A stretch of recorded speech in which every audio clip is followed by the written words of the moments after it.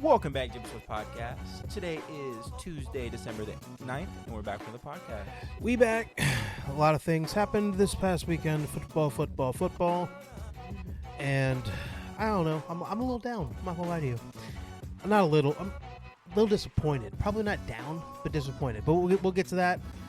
Plenty of things to talk about. Jace finally got involved in football a little bit, at least emotionally. All for naught. And there's going to be a lot to talk about. Just so let me down again. Yeah. And this time it might have actually been at the feet of your Messiah. Dude, is it weird to say that's the worst part about it? Yeah, no doubt. Like it was kind of your fault. The defense was playing pretty good, but like, bro, you like what the fuck was that? So before we get to that though, college football, plenty to talk about there. We had the conference championship weekend happen this past weekend. We have to talk about that. We'll do a little bit of talk about the playoff and the matchups that are happening in the first round. Notre Dame being a bitch, taking their ball and going home. That shit pisses me the fuck off. And then we'll go over. Pussy. Y'all are straight bitch made for that. It's so bad. You are you dead ass? And then we'll talk about the NFL. We'll do the recap of this past weekend's NFL games, the fall of the Chiefs, the fall of the Bengals, and my team apparently still wants to hang on. So without further ado, let's go ahead and get into it. All these games, not that many to talk about. We have a total of like 6 games that are happening during Conference Championship weekend. First one, North Texas and Tulane, really only mattered because Tulane was a team that could potentially get into the playoff. Were they one of the teams? James Madison got in. Oh, Tulane did too. Okay. So, Tulane, North Texas. Tulane won the game 34-21. It was almost like Tulane dominated the game for the most part up until kind of the very end where North Texas really started scoring some points to make it look like they can really be in the game. But honestly, it was dominated by Tulane from start to finish. Again, Tulane getting to the playoff, definitely a big opportunity for that to happen. But they did what they had to do.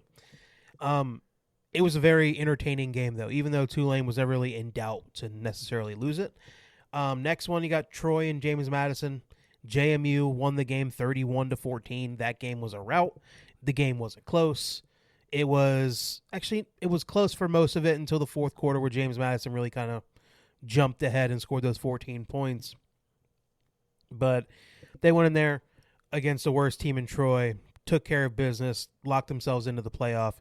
Actually, they didn't even know they were locking themselves in until the actual rankings happened. So that's about it with that game. Those are both happened on this past Friday.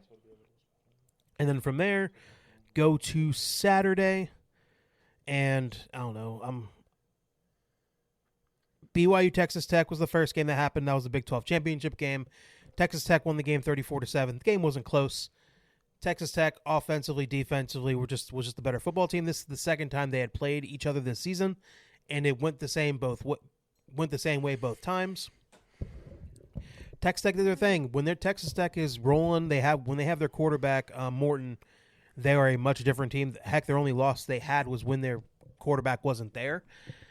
But otherwise, their defense is very good. The linebacker that they have, why am I forgetting that guy's name? He was I think it was Nick something. Hold on, I gotta check because he was Jacob Rodriguez was that linebacker. He was having a very good season, very dominant defensive player. But BYU didn't have a chance. They got to keep their head coach. They should be very happy they got to do that. Keep him away from going to Penn State. But otherwise, Texas Tech went into that game, dominated, did what they had to do, and won that game without much of an issue. Texas Tech, I really do think, is a team that they do have their issues offensively at times, but as long as their offense can kind of have a good game plan and really score points, their defense is they cause a lot of chaos for whatever offense they would have to go against. And there's a very good team, and they're buying their way to that team though, because they're throwing money around like crazy when they're building. When they built that team in the offseason. Next game, SEC championship game. Georgia, Alabama. Georgia went into this game as long as they won the game, they would stay as a top 4 seed and get the bye.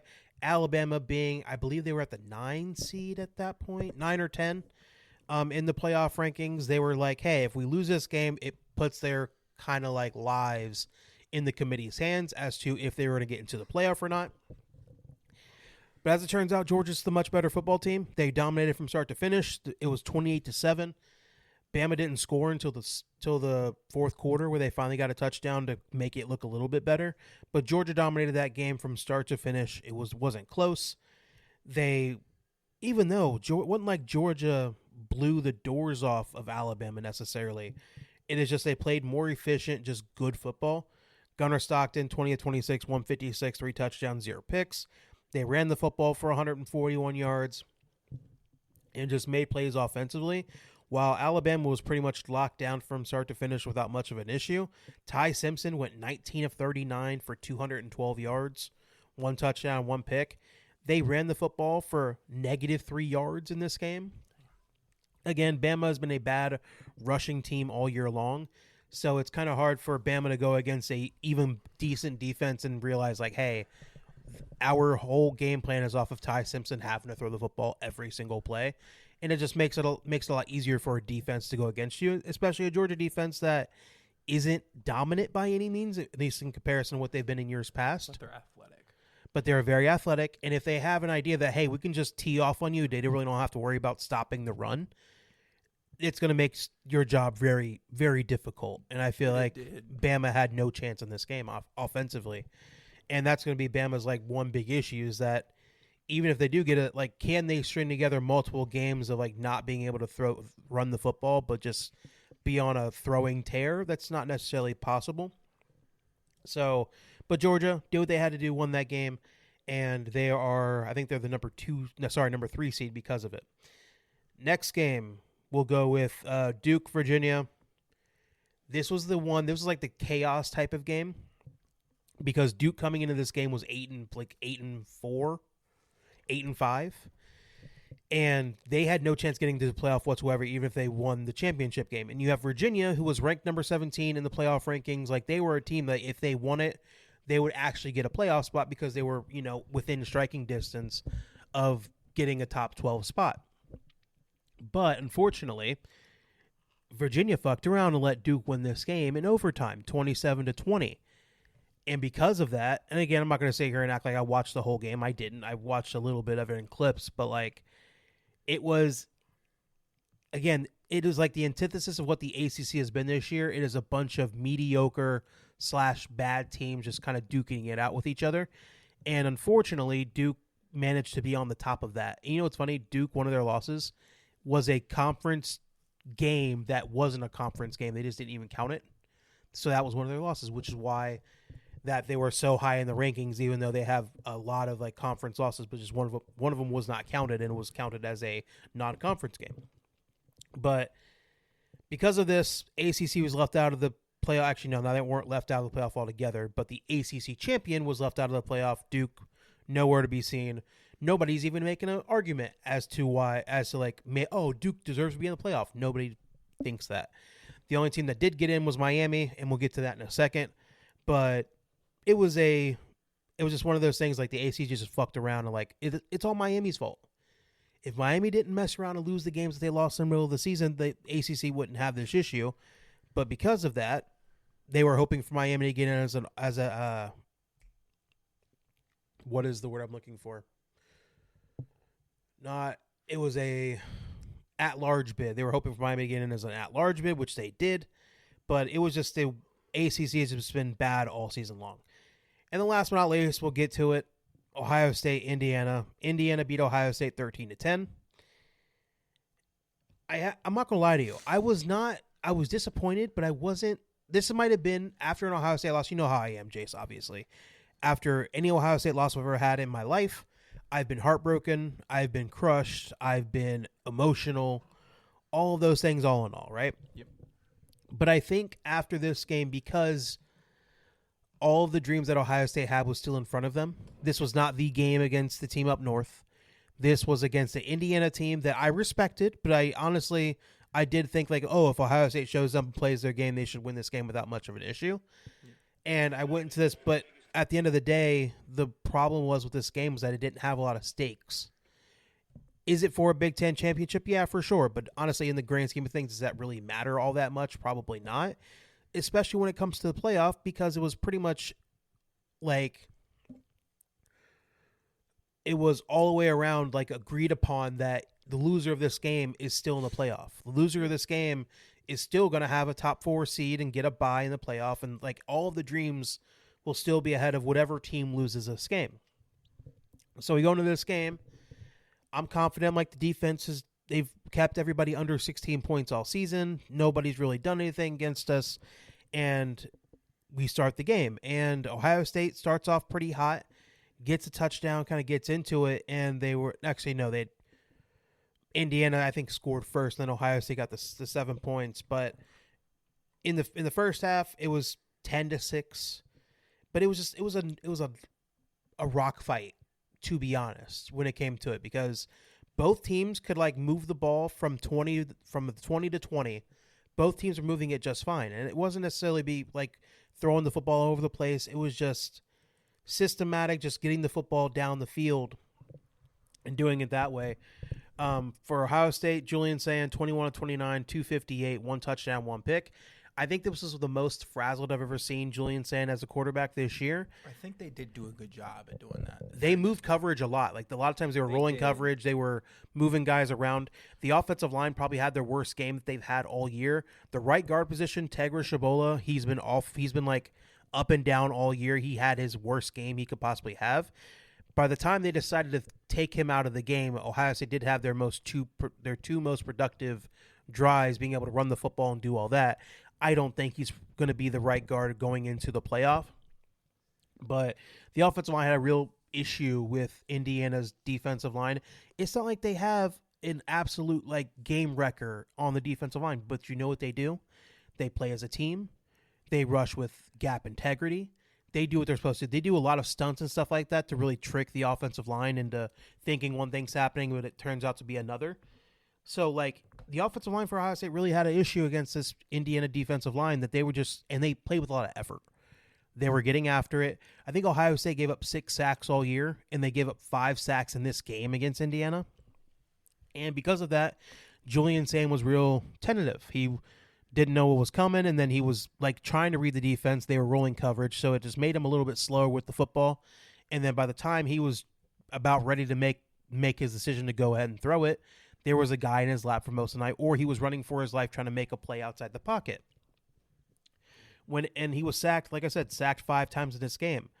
Bo Jackson had a great game. Like, honestly, running the football, I think Ohio State did a decent job, but it's when it comes to the rushing numbers, Julian Sand got sacked so much, it takes away from it, because when you look at how the rushing stats work. But Bo Jackson, 17 carries, 83 yards, averaged almost 5 yards a carry. Jeremiah Smith had an awesome game. 8 catches, 144 yards, 0 touchdowns. Carnell Tate had a touchdown, 4 catches, 45 yards. Max Clare got involved. Offensively for Ohio State, defenses like I said, the defense for Indiana played very hard. They rolled coverage. They did all that. But it was just, and Ohio State was still able to move the football up and down the field. But once they got into the red zone, they got into the red zone 4 or 5 times in this game and only came away with points twice. On one of the drives, so in the second half, Ohio State was held scoreless, and they were in the red zone twice. On one of those red zone drives, they were going for it on 3rd and 1, 4th and 1 in the red zone. On one of the plays, they tried to do this heavy package, and then they tried to have roll out Julian Sand to throw to Jeremiah. And only one route. There was no other guy to throw to, going to his left. And they took Carnell off the field, and it doesn't make sense they did that. And then after that didn't work, they tried to go for a quarterback sneak. Julian Sand's knee hits the ground. They get turned over on downs in the red zone. That's a problem. Later on, they get to the red zone again. They were down 3 at this point, and Ohio State had 4 chances in the red zone to go and get some points, and they didn't do it. And then Ohio State, Ryan Day chose to let the field goal kicker go out and try to hit a field goal, a 27 fucking yard field goal from the right hash, and he hits that shit wide right and misses the shit. And I'm talking about, this is the same kicker that's been missing big kicks for Ohio State for the last 4 or 5 years now, with one of his most famous ones being against Michigan last year and against Georgia back in 2021, 2022. Wide left. is his favorite, apparently. And you want to watch this nigga on New Year's Eve? I don't want to watch this motherfucker at all. I want to cut his leg off. Real quick, if they're setting up for a kick, time's rolling down, it's about to be 12, I'll be honest with you, just turn the game off. Here's my problem. I think with the next – I want to get to Indiana because they did win the game. I have to give them their credit. But I don't think there's a whole lot to say about them. I think they didn't make mistakes. Yeah, and they hit some big shots when they needed it. They did what they had to do. Yeah. They just capitalized on the fact that OSU wasn't scoring. We don't have to score. Right. We just have to stay ahead of them. And hit a couple shots to get us in. We just have to stay a little bit ahead of them the whole game. Yeah. So I'll be honest, they did nothing special. Their defense, they kept switching coverages, so he was looking at a whole bunch of different things. Never gave him a clear view of anything. You play this game 100 times, Ohio State wins this game 90 of those times. Yes. But and it just turns out to be one of those times. Yeah. They just want to change coverages, make it to where because he's never seen as many coverages. Yeah. And they were getting a lot of pressure on him, too. We're going to do everything we can. And they did exactly what they were supposed to do. They played a good, solid game in a game where this is the worst I've seen OSU all year. OSU played their worst game at the same time that Indiana played a clean game. They played a clean game. No, for sure. They played clean. And I think that's what a lot of teams just got to do. The cleaner you play up against a team that is you are better than Indiana. You are. Yeah, no question. But it's just Ohio State fucked around in the red zone. Yes. Didn't do what they were supposed to do. If they just score multiple, both of those times, you score one of those two times, you don't lose that game. Yeah. But Indiana didn't let you score. They kept it clean, and then they capitalized on your mistakes by keeping their game clean. Fernando Mendoza, he didn't have an awesome game. 15 to 23, 222 yards, 1 touchdown, 1 pick. They ran the football decently. They had 118 yards. They averaged 3.5 yards a carry. This game does not help figure out Fernando Mendoza probably wins Heisman. Oh yeah, because he won the game. He had the Heisman moment because Indiana coming into this game, nobody thought Indiana was going to win this game, yeah. Even though they were a 4.5 point favorite. So they were given their respect by saying they're a good football team. It wasn't like they were a 20-something point underdog. But he had his moment because he led Indiana to beat the big bad Ohio State in the Big Ten championship game. By the way, not really talked about, in fucking Indianapolis. So that game was practically a home game for them. So that was definitely felt when I was watching it on television. And it turns out when it came to the tickets, Ohio State going to the Big Ten championship game had gotten less allotted tickets than they've ever had going to the Big Ten championship game. I get it. A lot of those guys live in state. It makes it very easy to sell tickets to Indiana fans. Fine, cool, whatever. It didn't matter. The game was close anyway. Ohio State should have won that game. Yeah, but still, even with the fan presence. When a different big team came here, did Texas come here this year? Yeah. Didn't OSU allot 55% of tickets to them? No. I think it was a large percent of tickets were allotted towards Texas fans. But it's different because when it comes to just a regular home game, those tickets are free reign. Obviously the school will take out a assortment of tickets and they'll give Texas an assortment, but for the most part the rest of those tickets are free reign. Whoever buys them buys them.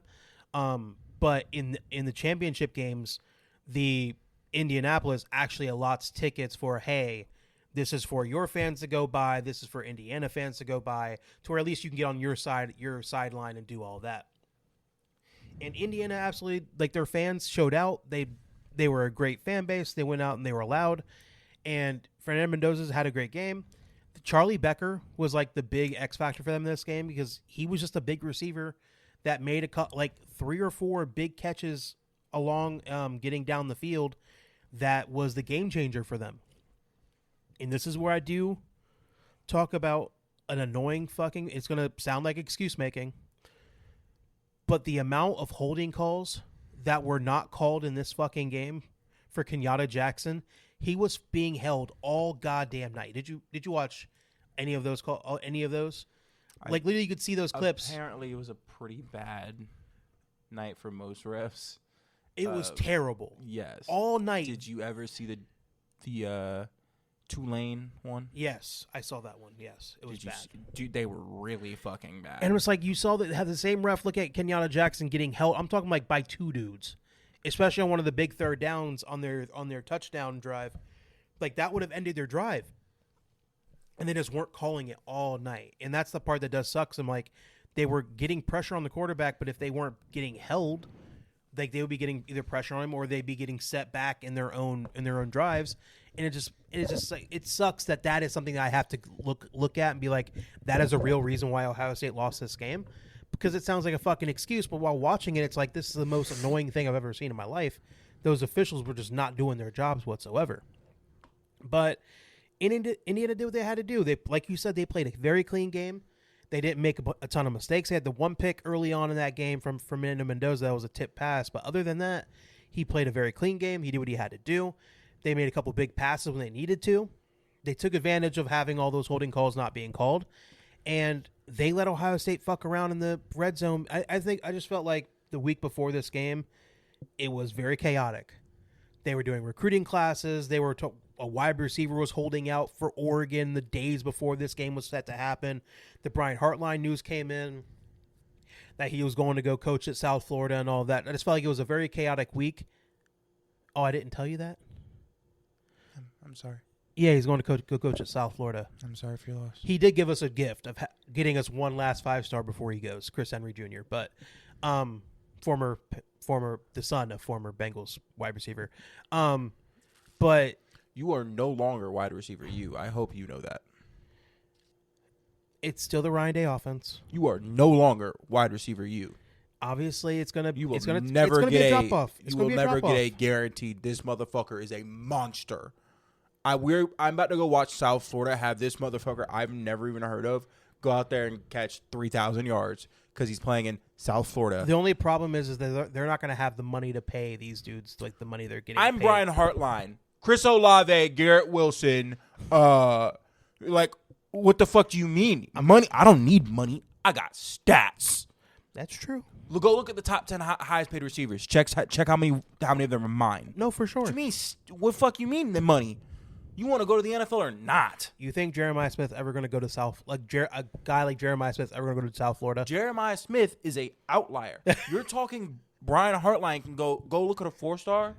He can real quick in South Florida. Yeah, he's not nowhere. This motherfucker. He's throwing a stone. He's throwing a stone, and there's a talented dude somewhere.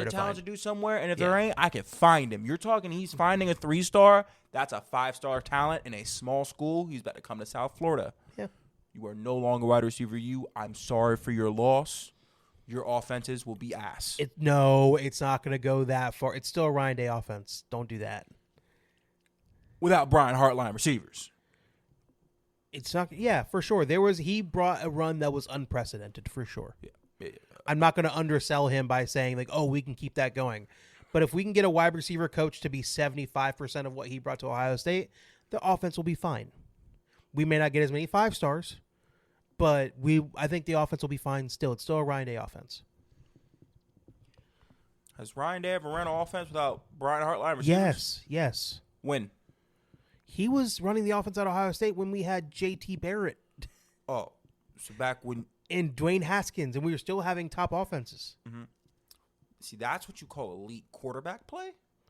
Yeah, Ryan Day knows how to bring elite quarterback play to Ohio State. He's been doing that. So you had the elite. He had the elite quarterback play. Uh-huh. Okay, see, your quarterbacks ain't been elite in probably about 4-ish years.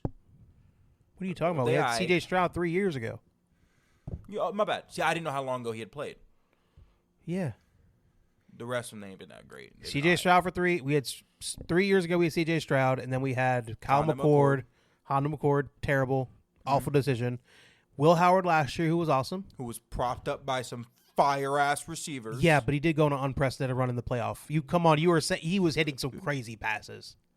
There was 3 niggas on Jeremiah Smith. It didn't fucking matter. The field's open. He was still dealing. Yes.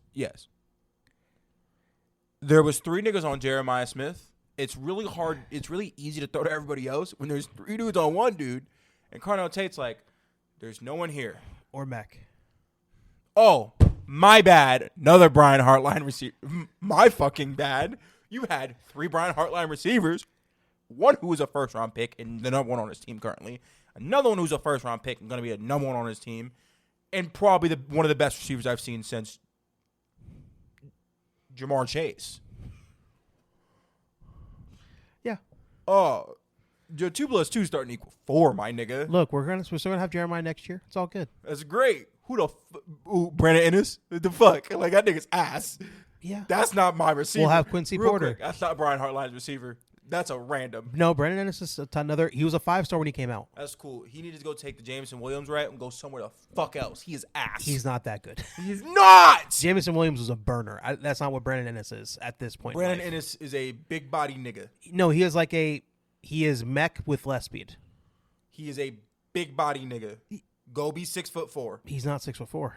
What the fuck does he do? He's like 6 foot. Who is this nigga? Get him off the team. But here's the thing: we have a Quincy Porter. I know who that is. I know who that he is. has an insane freak. Like as soon as you see him on the field, that guy looks different. Brian Hartline receiver. He's like a Jeremiah Smith type. He's not made the same cloth, but he's in the same section. Brian Hartline receiver. I get it. No, for sure. So real quick, now these guys are gonna be a little more tentative about going there because who the fuck are you? Oh, Ohio State's going to get a great wide receiver coach. We were going to again. They're not going to be Brian Hartline. I get it. That is when true. I see a Heisman come out of South Florida as a receiver, I'm going to laugh in your fucking face. If that happens, I'm going to castrate myself. But I just don't think that's going to happen anytime soon. I'm going to go the next college 27 that comes out. I'm getting on there. I'm fucking using South Florida. I know I'm getting the fucking wide receivers. I know I'm getting receivers. Look, dude, he's in Florida. What the? There's no recruits coming to you out of Florida. No, we're gonna get recruits because guess what? He's not gonna have ill will towards Ohio State. Like, hey, if you're an Ohio State caliber player, I'll let you go to Ohio State. You should go there. I was there. That's my alma mater. He's not gonna stop anybody from going to Ohio State. No, he won't stop that. The guys that Ohio State's going after and the guys South Florida's going after are very different. Yes, real quick. For every other position, I'm Brian fucking Hartline.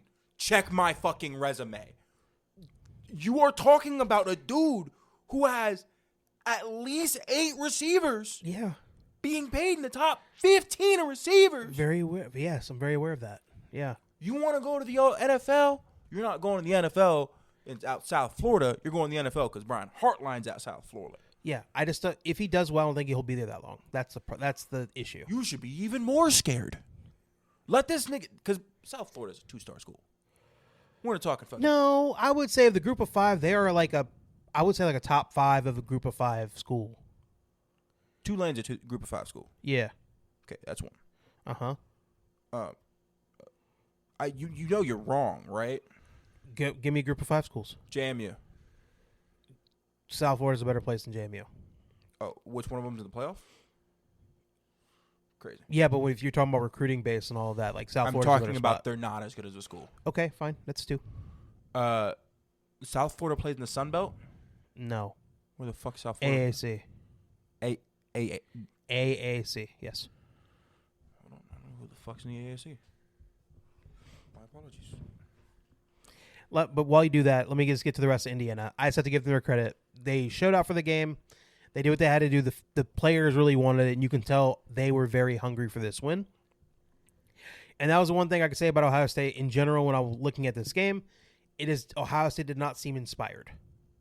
Offensively, when it came to play, like when it came to like how they were playing on offense, the players didn't necessarily seem all that inspired. But again, it's kind of hard to be when this doesn't have an impact on what your eventual goals are going to be. So with that, I hope that now with the time away, they're going to be off for like 25 days. They're not as good as SMU. SMU's in the Big 12. Group of 5 school. They're in the Big 12. That's a group of 5 school. But they're in the Big 12. Who the fuck's in the Big 12? Like Oklahoma State, Texas Tech. Nigga, those are group of 5 schools. BYU. Group of 5 school. They're not. So I just think all in all, Indiana played a very great game. They won the game. They were legit. And I think they really showed Ohio State a lot of things that they need to get better at over these next 25 days. And Indiana is a deserving number 1 seed overall in the playoff. Kurt Signetti, give him a lot of credit. Fernando Mendoza, he's going to be a Heisman winner. Credit to him. He had an North Texas. Awesome season. I think they'll have a better year this year, but I think overall South Florida's a better place, better school.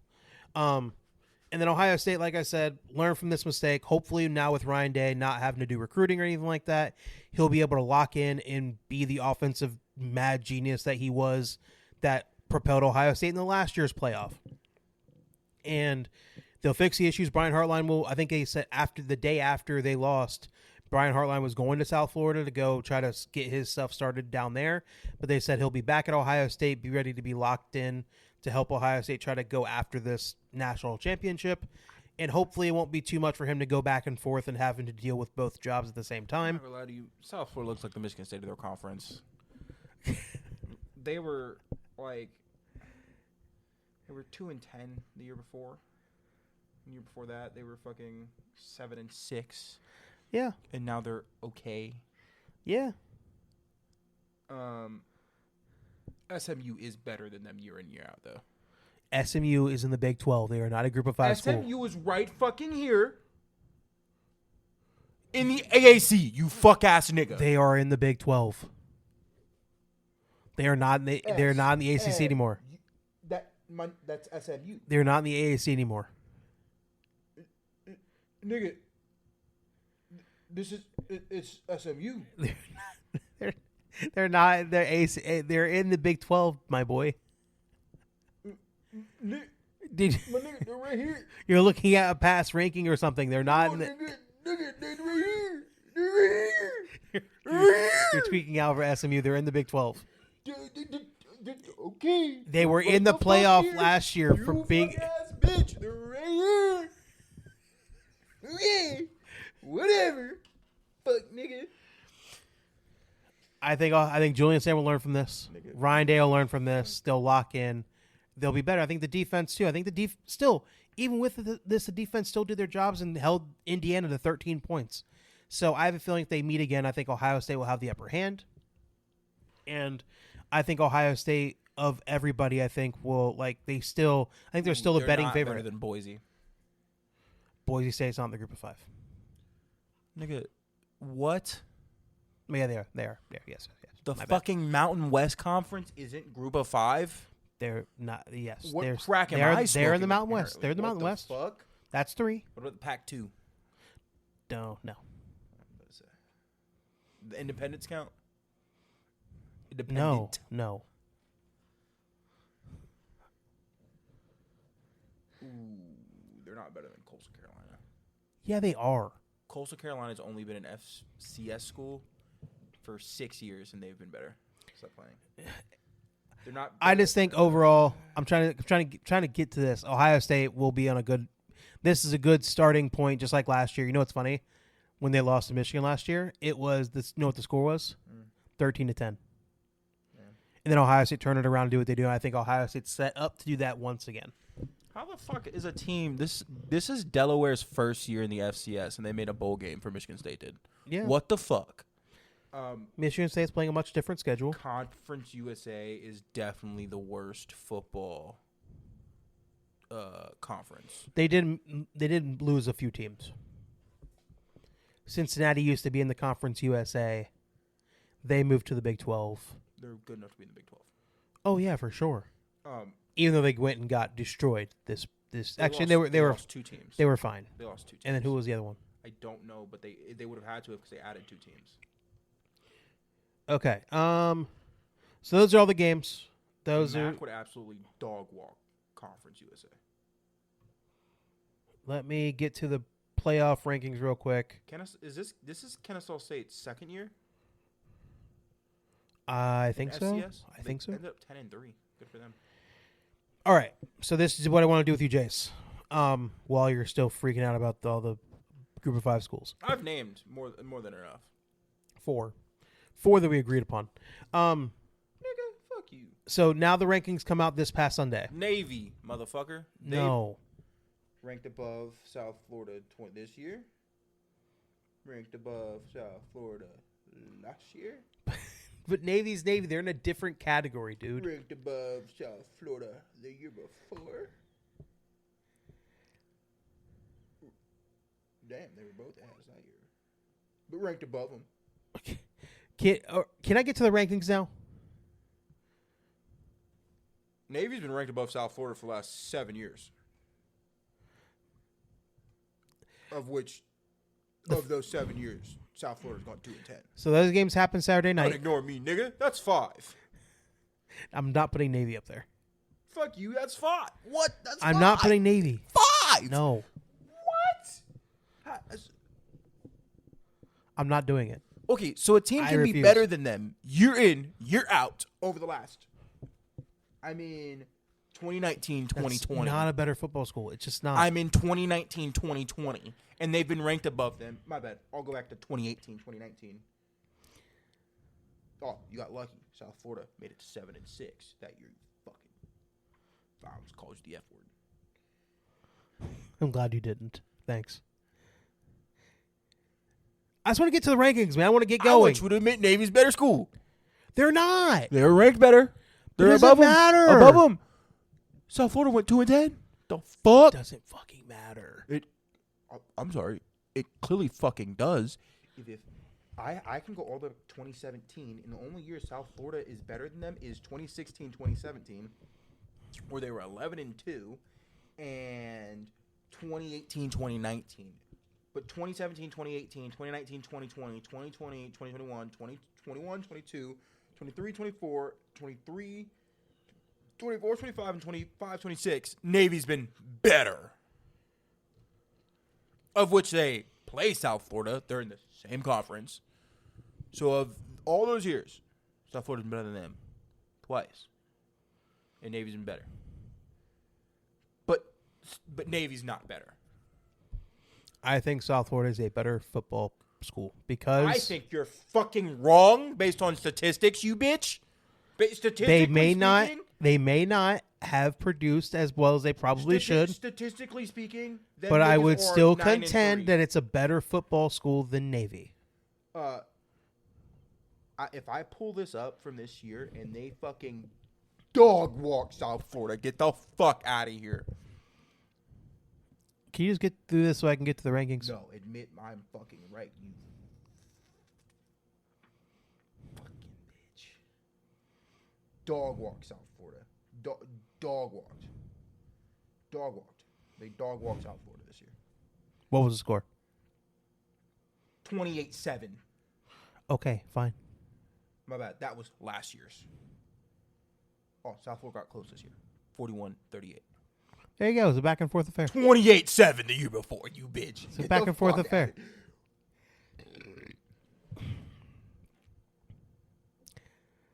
I'm saying if South Florida's run right, they're a better place than the Navy for sure. I can die on that hill for sure.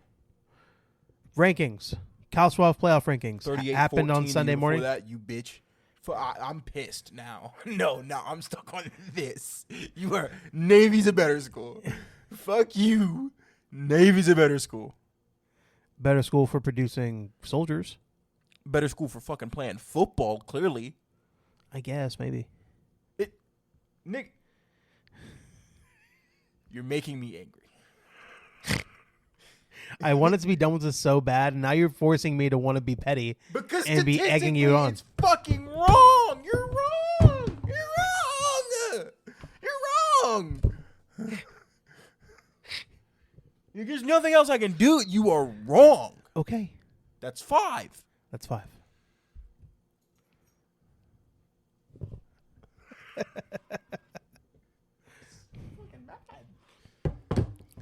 Fuck yourself. Playoff rankings happened Sunday morning. It was announced. I was watching. I think it happened right at noon. The rankings are as follows: Indiana at 1, Ohio State at 2, Georgia at 3. They just flipped spots. Again, it's the best loss in the country. I know, but I feel like I said this earlier. I was like, no matter who loses, it's the best loss in the country. Yeah. It won't matter. Yeah. And it's all I expected to happen is just go from one of you is either going to stay at 1, you guys are just going to stay at 2, you guys are just going to vice versa. So what the fuck's it matter? Yeah. Sorry. Again, I think the main story of all this is that people are saying conference championship games should just be going bye-bye. But guess what? It's not going to happen because these conferences make too much money off of selling these games to the television partners. So that's never going to go away. But I do think they should change. I think instead of it being for the conference championship, it should be a play-in game. It should be seeding for the 3 and 4, Yeah. for the 3 and 4 in the Big Ten or the SEC. They should be playing to get into the playoff because that would make a lot more sense. Because in the SEC, neither team was going to get dinged for losing that game. Alabama sure didn't. Even though it was their third loss. I actually agree with that, especially with the way they got dog walked in that game against Georgia, with that being their third loss. Ohio State, Indiana, neither team got dinged for losing that game. Again, they were still both top 2 seeds. But as an argument, I just think overall, I think the conference championship games should definitely go away. Like I said, Ohio State is at 2, Georgia's at 3, Texas Tech is at 4. You have Oregon at 5, Ole Miss at 6, Texas A&M at 7, Oklahoma at 8, Alabama at 9, Miami at 10, Notre Dame at 11, and BYU at 12. But that is just the rankings because it does not take into account the actual teams that are going to be in it because 2 teams got in that were not necessarily ranked in the top 12, and that would be JMU and Tulane. I'm right? Yeah, Tulane and JMU. Both of those teams got into the playoff because they were the conference championships. They were the conference champions of their group of 5 conferences. So they both got in, and then Notre Dame got kicked out. Notre Dame and BYU got kicked out. So those were 11 and 12 when it came to the rankings and how it's going to go that way. And so let me get to the Miami versus Notre Dame thing of it all, and then we'll get to the first round matchups, and we'll just give a quick synopsis of them real quick. All the Notre Dame fans that were pissed about it, I kind of understand to a certain degree them being pissed. I don't understand shit. Because I think the playoff gave them blue balls. The playoff committee gave them blue balls because when Miami beat them earlier on in the year, that should have been it. There was an on-field thing that happened.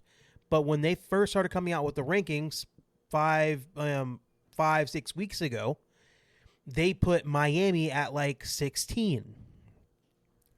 And then it kept creating this opportunity for this to happen because Miami, even though they had already had their 2 losses, they were still high enough ranked to where if things start going their way and they kept winning games, that this eventual thing was going to happen because there was no reason Miami should have been behind Notre Dame from the get-go. Because by the time the first rankings came out, Miami, they were pretty much the same record, and Miami was had the on-field win over them. So as the season went along and the more and more rankings came out, they were just getting closer and closer and closer together. And then it finally came down to the last weekend, and the committee decided to pull the okey doke. Neither of those teams played this past weekend, and they flip-flopped them to where now Miami is ahead to Notre Dame, even though they probably should have been from the get-go. So now Notre Dame's fans are pissed because, hey, you've been telling us all year long you think Notre Dame's a better team until the last weekend when neither of us played, and you let Miami jump over us when neither of us played, and Alabama got to stay where they were when they lost. And that is their third loss. Even though it was in the SEC championship game, they lost their third game of the season. You're letting them in, but kicking us out when we only have 2 losses and we didn't even play. So, like, that's the part about, for Notre Dame fans, I do understand them being pissed about. But also, that's the problem when you have your, bless you. Thank you. That's the problem when you have your top 2 games early on in the season, you lose them both. So all in all, I would just tell Notre Dame, just don't lose to both Texas A&M and to Miami. If you just win both one of those games, you're in the playoff without issue. Or you could just sack the fuck up and get into a conference truthfully to where you don't have this issue. Because if you were just in a conference, you'd be playing in a conference championship game anyway. So pick one of those 2 things, because if you want to keep depending on your independence and saying we want to be by ourselves, this is going to be the bullshit you're going to have to deal with. But apparently there's a clause in the contract for the playoff that if Notre Dame is going to be in the top 12 starting next year, they're automatically going to be in the playoffs. So how in the hell did they negotiate that? Some stupid shit. But They so, cried. How do you think and then they fucking cried? coming off of that, I understand the fans being pissed. I understand the school being pissed. But coming off of that, Notre Dame decided to take their ball and go home because they were like, hey, they were going to ask to be in a bowl game. They said, hey, we don't want to play in a bowl game. We're just not going to be involved. And because we're pissed about this whole thing, and they called the playoff a farce and all of this, and I'm sitting there like, don't be bitches. Like you said, they were being bitches about it. They were being annoying. They're being babies. Bro, like what the fuck is wrong? Just don't lose those games you're losing. Don't shake your phone like that. I don't like that. Is that your camera? That's gross. Need a new phone. Funny how that works. Yeah, that's shaking. So, like, I just think they're being bitch made. The fact that they opted out of the playoff, opted out of the bowl games was stupid. And I totally understand that. It's annoying, and I get the fact that they kind of gave you blue balls by telling you you're going to be in the playoff, kind of presenting a false sense of security, and then they'd pull the okie doke at the very last second. For sure, it's stupid, but at the end of the day, it's how it probably should have been from the get-go. They should have never been ahead of Miami in the first place. Even though I totally agree that Notre Dame is probably one of the 5 teams that could actually win the whole fucking thing, because they have a very good run game, obviously, with a Heisman candidate at the running back position in Jeremiah Love. And they have a decent quarterback. Their defense is very good. So, like, I think they were actually one of the 5 teams that could actually go and win the whole thing. Notre Dame's probably one of those teams. But the lesson in this whole thing is win the games that you have on your schedule, and you don't have to deal with this issue. Or join a conference. One of those two. So, coming off of that, other than that, I really don't have any big, like, I think Notre Dame probably should have gotten in over Alabama too. I don't think Alabama deserved to be in, because they were never going to ding Alabama for losing their 3rd game in the SEC championship game that they earned themselves to be in. But the problem is that they got thumped by Georgia in that game, and then they went and and they lost to Oklahoma, who's in the playoffs, so it's not necessarily a terrible loss. But they lost the first game of the season to a terrible fucking Florida State team. And nobody talks about that shit. So I do understand, like, I think Notre Dame probably should have gotten over Bama, but it was never going to happen. The whole thing is controlled by ESPN, who is an SEC product. And they weren't going to have any situation where the SEC runner-up is not be in the playoff. They're not going to make it. It's not going to happen. Everyone that way. knew it was going to happen anyway. For sure, but I was hoping that the way they got thumped was going to finally kick them out, and it just didn't happen that way. You could have lost by 40, they would have been kicked out. Yeah, you're probably not wrong. I'm not going to lie to you. They're the only team in the playoff era that has not dropped after losing their conference championship game. They actually went up a spot. Actually, they stayed where they were at. So that part was very annoying. So, coming out of that, let me get to the playoff games, and then I have one question to ask you, then we'll go on to the NFL stuff. Let me get this in real quick. Because apparently on ESPN, it's not very easy to find just the playoff bracket. CFP bracket. All right, so the playoff bracket goes as such. So you have the 4 teams with a bye, Indiana with a bye, Georgia, Ohio State, and Texas Tech. So here are the first round matchups. Oregon plays JMU. Dog walked. How do they get the 5 seed is the easiest fucking shit of all time, because you get a cakewalk as your first game, and then you get to go play the 4 seed. Insane how that works out. Bama plays Oklahoma as the 9 and 8, and whoever wins that game goes on to play Indiana. I think probably loses. I would think so too, because they're. I think it's the same. They already played earlier this year, and Oklahoma won that game. So the fact they have a rematch is kind of crazy. Ole Miss Tulane is playing each other. That game actually happened earlier on this year as well, and Ole Miss beat them by like 20-something points. With their coach. But they don't have that. Now they don't have their head basically coach. No offensive staff. They did get to keep the offensive coordinator. Lane Kiffin let the offensive coordinator come back and at least coach them throughout the playoff run, and then he'll go back to LSU after they're done. So at least they'll have that, and they'll have all their none of the players have opted out or anything. So like, I still think Tulane has no chance to win this football game, to be totally honest with you. But whoever wins that game will go on to play Georgia. And then you have the 10-7 matchup would be Miami versus Texas A&M. This is probably the best first round matchup that you have in that first round. I think I would probably lean towards Texas A&M because Mario Cristobal as a head coach is ass at Miami, And do I believe that Miami's defense can slow down Texas A&M's offense? I just don't think so. And then whoever wins that will go on to play Ohio State in the second round.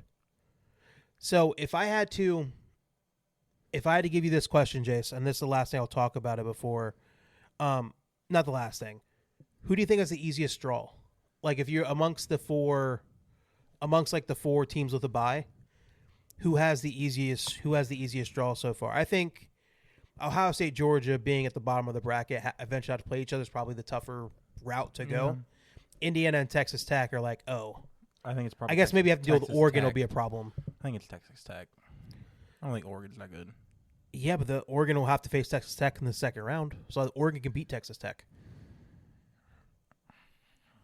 I don't know. I think it's Texas Tech. You think so? I don't think Oregon's that great.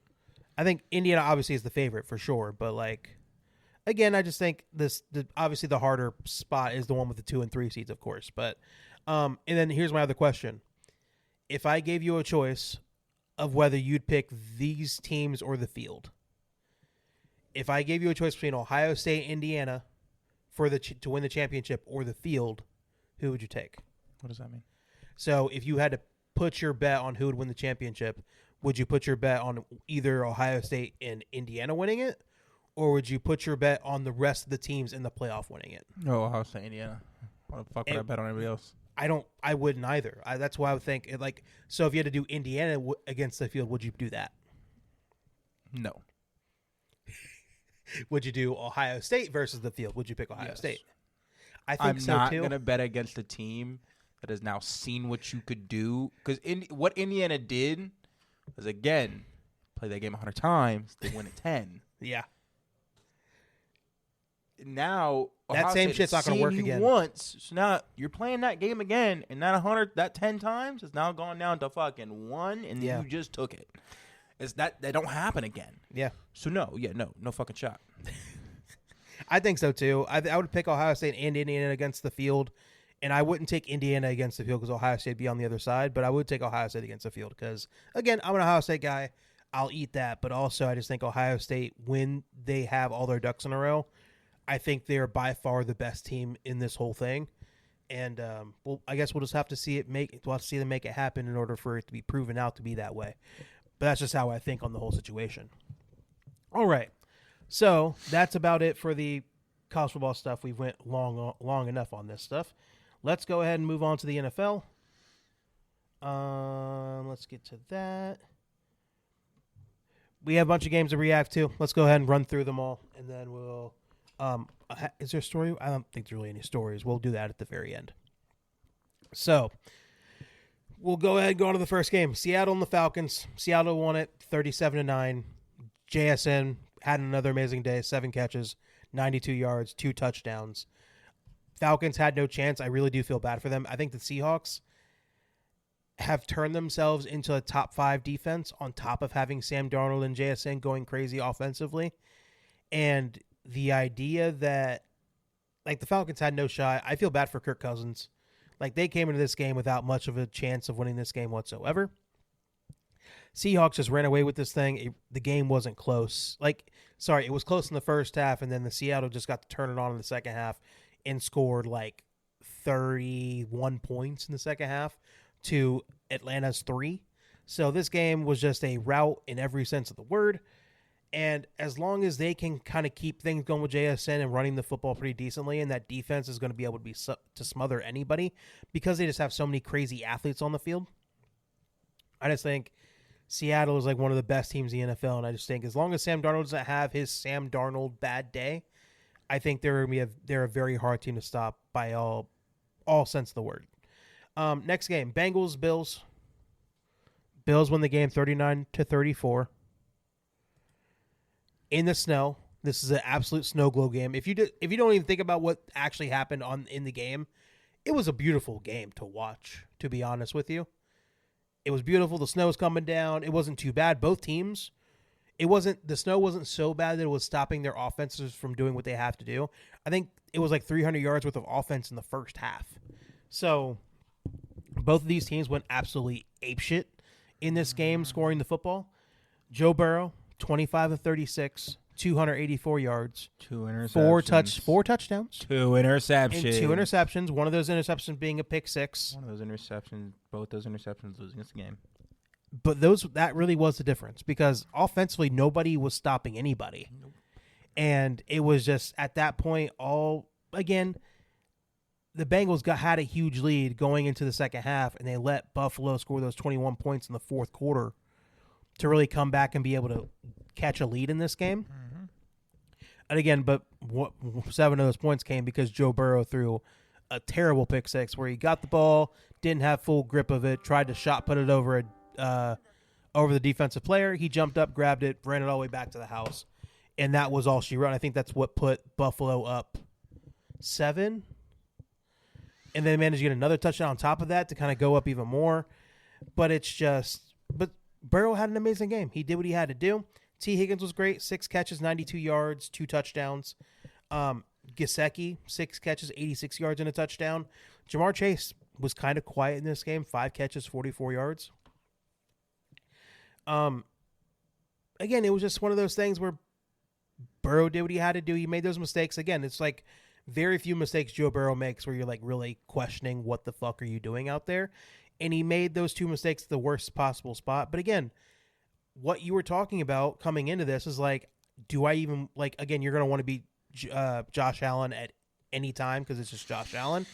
And you're his generational op to a certain extent. And because of that, like that, you weren't mad about that part, but you were coming into this game like, hey, we probably need to lose this game because you want to get a better draft pick to help your team out for the future. And that is a totally reasonable thought to have. And let me get to Josh Allen real quick before I get your just total thoughts on it. Josh Allen, 22 of 28, 251 yards, 3 touchdowns, 0 picks. He didn't make the bad mistake. James Cook, 18 carries, 80 yards. Josh Allen had another 78 yards rushing in this game and a touchdown. He went apeshit. Receiving guys, Dawson Knox, leading receiver, 6 catches, 93 yards. Oh, my fucking God. Dalton Kincaid, 4 catches, 41 yards and a touchdown. God damn, dude. James Cook had the 31-yard reception. That was a big one to get them in the red zone to take a lead in that game, or at least keep the game close. And then you have the other touchdown catch being made by Khalil Shakir with 2 catches, 16 yards, and a touchdown. Buffalo did what they had to do. Their defense wasn't able to stop Cincinnati at all except for those 2 big interceptions. And that was the difference in this game, to be totally honest with you. So, Jace, I'll hand it over to you. Feelings, negative, positive? I wanted to lose. Isn't that a crazy feeling when you want to lose, but when you're... I wanted to lose. Watching him play before those interceptions, I was like, oh, there's something here. And then watching my defense get stops, and then the Bengals capitalize on those stops. Yeah. Your defense played relatively well. I'm not going to lie to you. They were getting stops. Yeah. And the Bengals were capitalizing on that. I was like, I've seen this before. And if we can beat the Bills, there is no one in the AFC that can stop us. Right. Except Patriots. God, I hate having to say that again. Yeah, you're telling me. But it was just, I don't know. It was long-term plan. To lose, yeah. So it's okay, but I wanted to beat Josh Allen. Because Josh Allen's a bitch, like you always say. Just Josh Allen did his thing. And I just think, again, the mistakes are what the difference was in that game. Burrow, he's just going out there being a baller, dude, and that offense, as long as they can do that. But it's just they can keep losing games and just keep being fun. I feel like that's going to be the best way to go for your team and for your future, so you can at least get a pick that'll help out your defense. But, it was an awesome game to watch, though. It was awesome, and I'm glad you got to feel a little bit of that hope again when you're watching it. Be like, hey, that's the Joe Burrow magic. But it just sucks it came along with those 2 big mistakes that kind of like made you question it for a little bit. Next game, Titans-Browns. Titans win the game 31-29. I do have to eat crow a little bit in this game. It was against the Titans, so I don't want to get too carried away with this whole thing. But Shador Sanders, well, I said Shiloh. Shador, 23 of 42, 364 yards, 3 touchdowns. Did he have a pick in this game? He did have a pick. Harold Fannin Jr., the tight end, absolute monster of a weapon. The fact they have both him and they have David Njoku Is still. the one from Bowling Green? Yeah. That they've used like not enough. No, they use him a lot. They do. He's a dog. He is insane. He's very good. Harold Fannin, 8 catches, 114 yards and a touchdown. Jerry Jeudy, 3 catches, 76 yards and a touchdown. David Njoku had 1 catch, 1 yard, 1 touchdown. Perfect. 1 catch, 1 touchdown is all you need. They got that boy Harold Fannin wearing fucking 44. Yeah, it's a very bad tight end It's number. a fucking fullback number. Yeah, crazy. Any double number, fullback number. I don't. Other than 88. And 77 is a lineman number. Yeah, you're a fullback. You're basically a lineman. That's too small. Yeah, okay. I got you on that. Yo, 88, yes. I know 3 players who wear 88. 99 is a defensive lineman number. I know one dude that wears 99. J.J. Watt wore 99, I think. Yeah. Name another. I got nothing on that one. I know 3 niggas that wore 88. All on the same team. Yeah. Michael Irving, Dez Bryant, CeeDee Lamb. Yeah. If it's a double number, fullback. And no one wears 11. Quarterbacks wear 11. Name one. Will Levis wore 11. Name somebody who plays. Not anybody that plays right now, no. But wide receivers were 11. No, they don't. If you're a receiver, you're good. Yeah, you're not wrong. Okay, You wear I'll give you that. 1, 0, or like a number that means something to you, and it's not above 15. This game was a back and forth affair, and it got to a point where Cleveland. Did you see the play where they tried to do the 2-point conversion, and they took Shador off the field and then tried to make Quinshon Quinshon Judkins and the Wildcat. Yeah. And this was the do most like a double This pass. is the most retarded shit I've seen in my life. Kevin Stefanski, you are losing your fucking job. Yeah, no You doubt. are losing your job. No doubt. Cam Ward was fine in this game. 14 to 28, 117, 2 touchdowns and a pick. They ran the football very effectively. Tony Pollard had 161 yards rushing in this game, 25 carries, had 2 touchdowns. And it was back and forth. So this is where I want to get to Shador. He had an awesome game. And I do feel like he is making enough plays to prove that he can be a NFL starter. Will I make any cases to say he will ever be a top 10, top 12 guy? No, probably not. But if Shador keeps progressing at this rate, I do think he can become a guy at least you can give your football team to, and he won't totally lose you football games. But do I think he's a franchise quarterback, the guy that you can't lose? Probably not. And if I had to make a case that the Browns keep losing enough games and they have a first-round pick and they have a chance to get a quarterback, guess what they're going to fucking do? They're going to go draft a quarterback. So how I look at it is like they have announced that he's going to be a starter for the rest of the season. So, again, but this is in their hardest part of their schedule. He is fired. Fired. Probably. We watched Joe Flacco and then Dylan Gabriel and then Shador Sanders. This nigga just threw their 394 yards. Fired. It was against the Titans defense. Fired. The Titans are Dylan ass. Gabriel would have thrown 4 interceptions because he can't see over the O-line. And his arm's weak. Look, I do think he has proven one thing, that Dylan Gabriel should not have gotten as much playing time as he got. Motherfucker, why was Bailey Zappi above me at one point? Oh, I If get that. I'm him, I'm going to the front office. I don't give a fuck about your future. I don't give a fuck about your plan. Fire that motherfucker. He is tanking this team on purpose.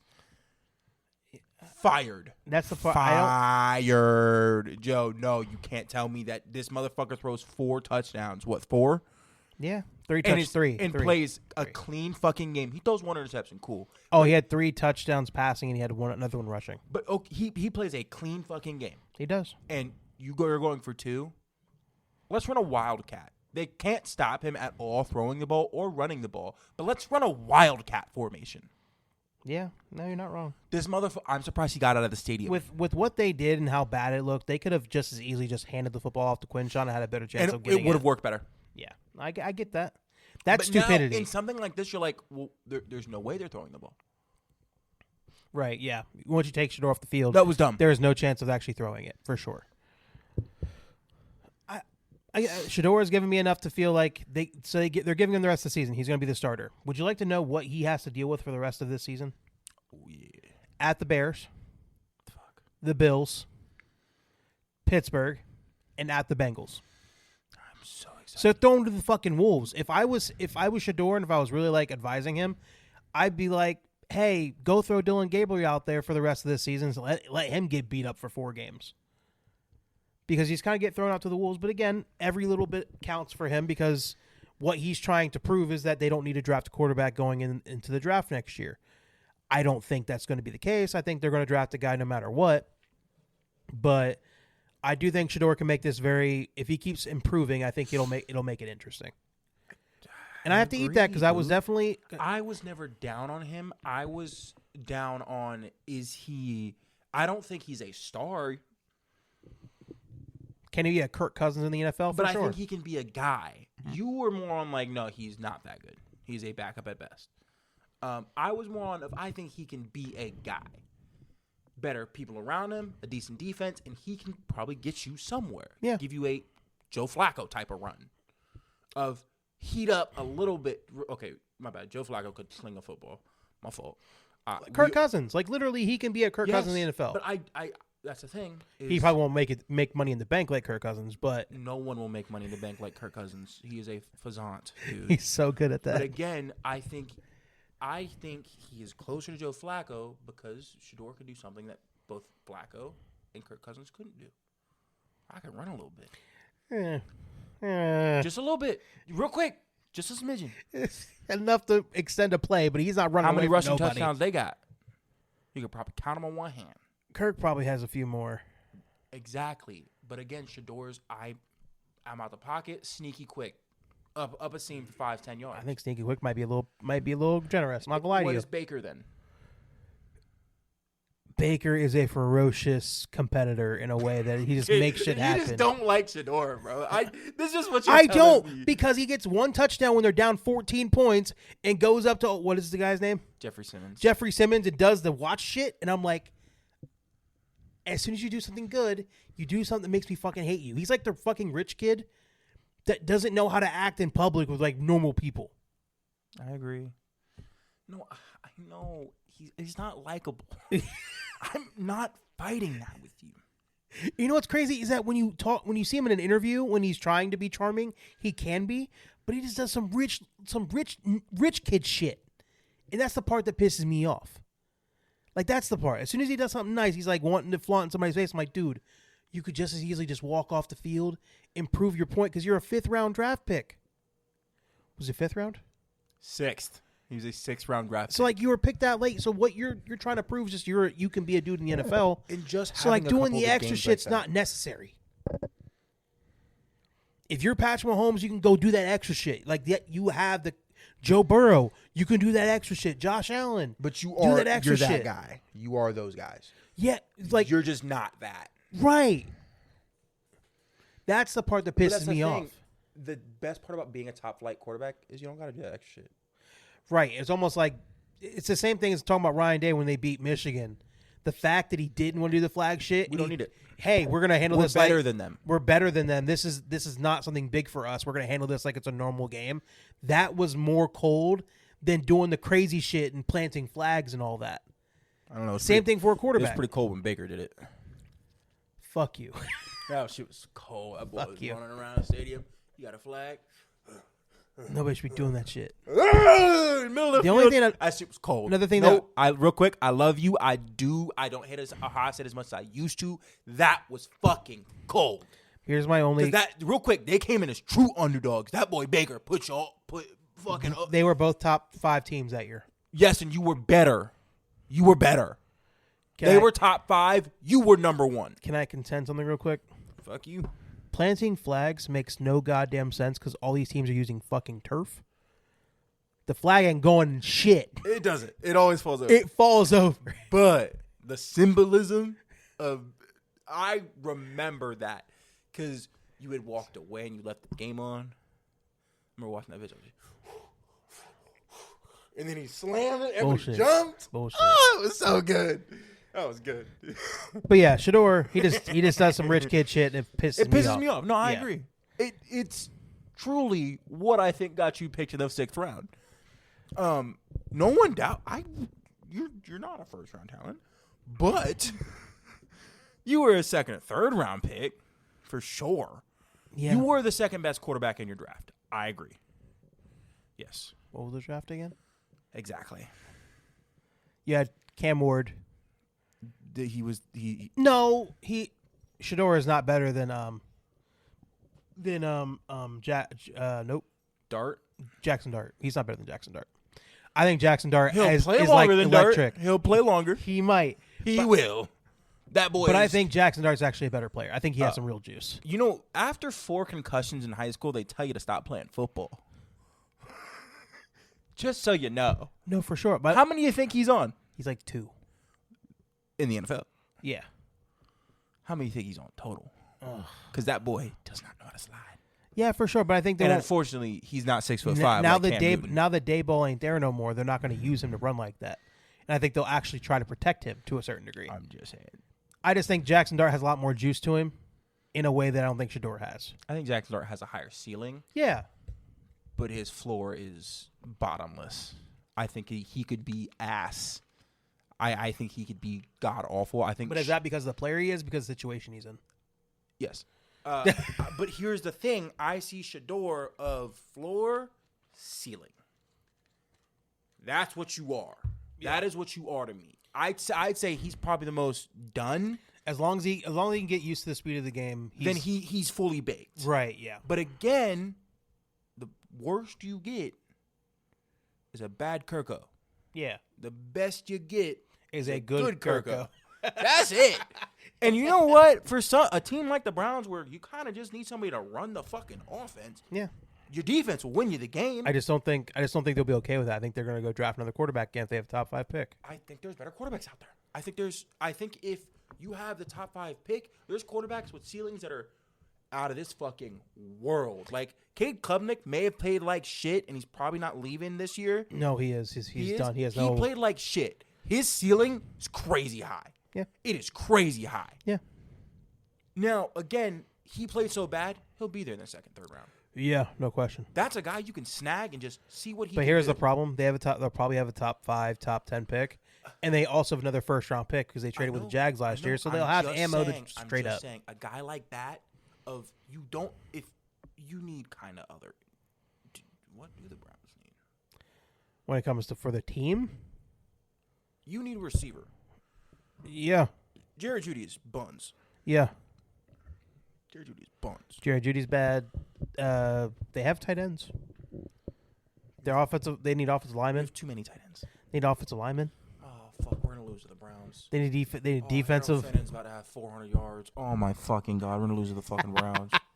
And Shador, crazy oh enough. my foot, no. He's gonna do that. Watch it in front of while you're watching the game. It's gonna piss you off, and you're gonna be pissed. Dude, no, I'm not.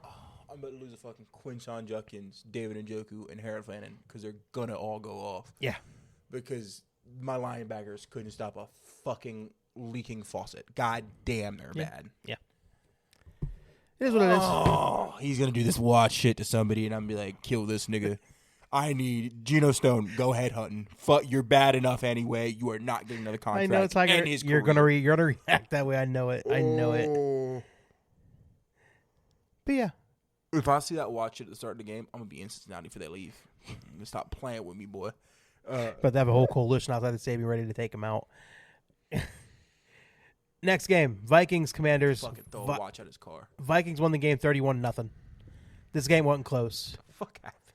And honestly, the Commanders lost, but they lost in more ways than just losing the game because Jane Daniels re-aggravated his elbow injury, got pulled out of the game because of that injury, came back. Again, he should have never fucking came back and played. Their season ain't worth shit. And I get it, but here's the thing. When Joe Burrow does it, he's a big old boy. He can handle a little bit of punishment, even though he probably should not have came back either. But they still had an outside chance of making the playoffs. The Commanders' season was fucking done. There was no reason for him to come back. And he comes back, plays in this game, re-aggravates the injury, and then it's all coming back. Not to mention the fact he's very thin. So, all of these injury things are only going to keep piling up for him. And on top of that, Zach Ertz also had a very gruesome-looking knee injury where that thing was flopping, dude. That thing, real it was quick, bad. He's 36. His career's over. He's been good for so long, and that might be the injury that kind of ends his career potentially. He was injury prone for so long, and then the last 5-6 years he stopped getting injured. He's been very good. He's 36. Yeah, that's why that sucks. You're right. Middle of the field, merchant all over middle of the field. You want to add some extra boost to your bets? Throw Zach Ertz on that motherfucker. Yeah, he will get it. He's an insta catches, yards, but all of it. His career is most likely over. And the Commanders' defense was so bad in this game that they made J.J. McCarthy actually look good. He went 16 of 23, 163 yards, 3 touchdowns. I think he had 0 picks in this game, which is great for him because usually he's throwing picks all over the place. They ran the football for 162 yards with Aaron Jones being the leading rusher. Jordan Addison, 4 catches, 62 yards. Josh Oliver had a couple touchdowns, the tight end. Hawkinson had a touchdown as well in this game. And Minnesota was just needing something to kind of stop the bleeding of all the losing that they've been doing as of recently. And they finally got it because Washington had been so bad, and they were so bad in that game. And then on top of losing all their guys they lost in the middle of that game. So Vikings, definitely a big win there. Next game, Dolphins-Jets. Dolphins won the game 34-10. This game was a straight-up rout. The Jets not only came into this game with Tyrod Taylor being their quarterback, but he got hurt very early on in that game. And guess who they had to bring in as their quarterback? Brady Cook, who is a rookie quarterback from Missouri. Oh, yeah, he was ass. And he 14 of 30, 163 yards and 2 picks. Again, it wasn't like their offense was all that great anyway, but he was out there trying to swim and he was drowning in the fucking ocean. Jets weren't good in this game. Dolphins came out, had a very good game. They didn't even need to do anything in this game. 13 of 21, 127 yards and a touchdown. I can name 21 quarterbacks better than Tua. Probably. That's, yeah. I'm not, yeah. They ran the football like crazy. They ran the football for 239 yards total in this game. Jalen Wright was their leading rusher for 24 carries, 107 yards and a touchdown. Devon Achane had 7 carries, 92 yards and a touchdown. And then he also had another 13 yards received. He had 100 yards in the first half, and then he got hurt in the second half and wasn't able to come back. Ollie Gordon had a touchdown. A la Ollie Gordon, the touchdown guy. You said he wouldn't get a touchdown. He got a touchdown this game. Funny enough. Oh, how many of your bets hit? Fuck you. I hate you. I hate you so much. I hate losing money, which you continue to make me do. And I lose money too. Oh, that's great. Real quick, I could just go to the casino, put it all on black, and hope for the best. And it'd be better odds than what the fuck you're giving me. I'm just saying. I have been on a bad run as of recently. I've been on a bad run for sure. But no, Dolphins ran away with that game. Game wasn't close. Again, it was just, I thought the Dolphins were going to have trouble with that game because, going to the cold and all that. But apparently the weather is pretty nice and the Dolphins came to play. Next game, Saints-Buccaneers. Saints won the game 24-20. This is a bad game if you're the Buccaneers to lose. It was bad.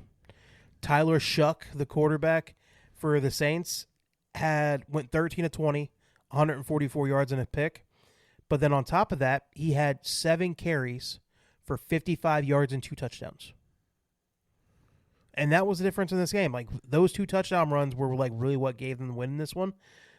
Devin Neal, had 19 carry, the running back for them, 19 carry, 70 yards and a touchdown. But that was a difference, and it was a rainstorm. I will give Tampa Bay that. That was a game with a lot of variance because of how bad the weather was. But Baker Mayfield, 14 of 30, 122 yards, 1 touchdown and 1 pick. They're used to playing in the rain. They're in Tampa. They live there. The fact that the offense went that to ass with the weather being as bad as it was kind of an issue. Bucky Irving has, ever since he come back the last couple weeks, he's been making a lot of plays. He had 15 carries, 55 yards.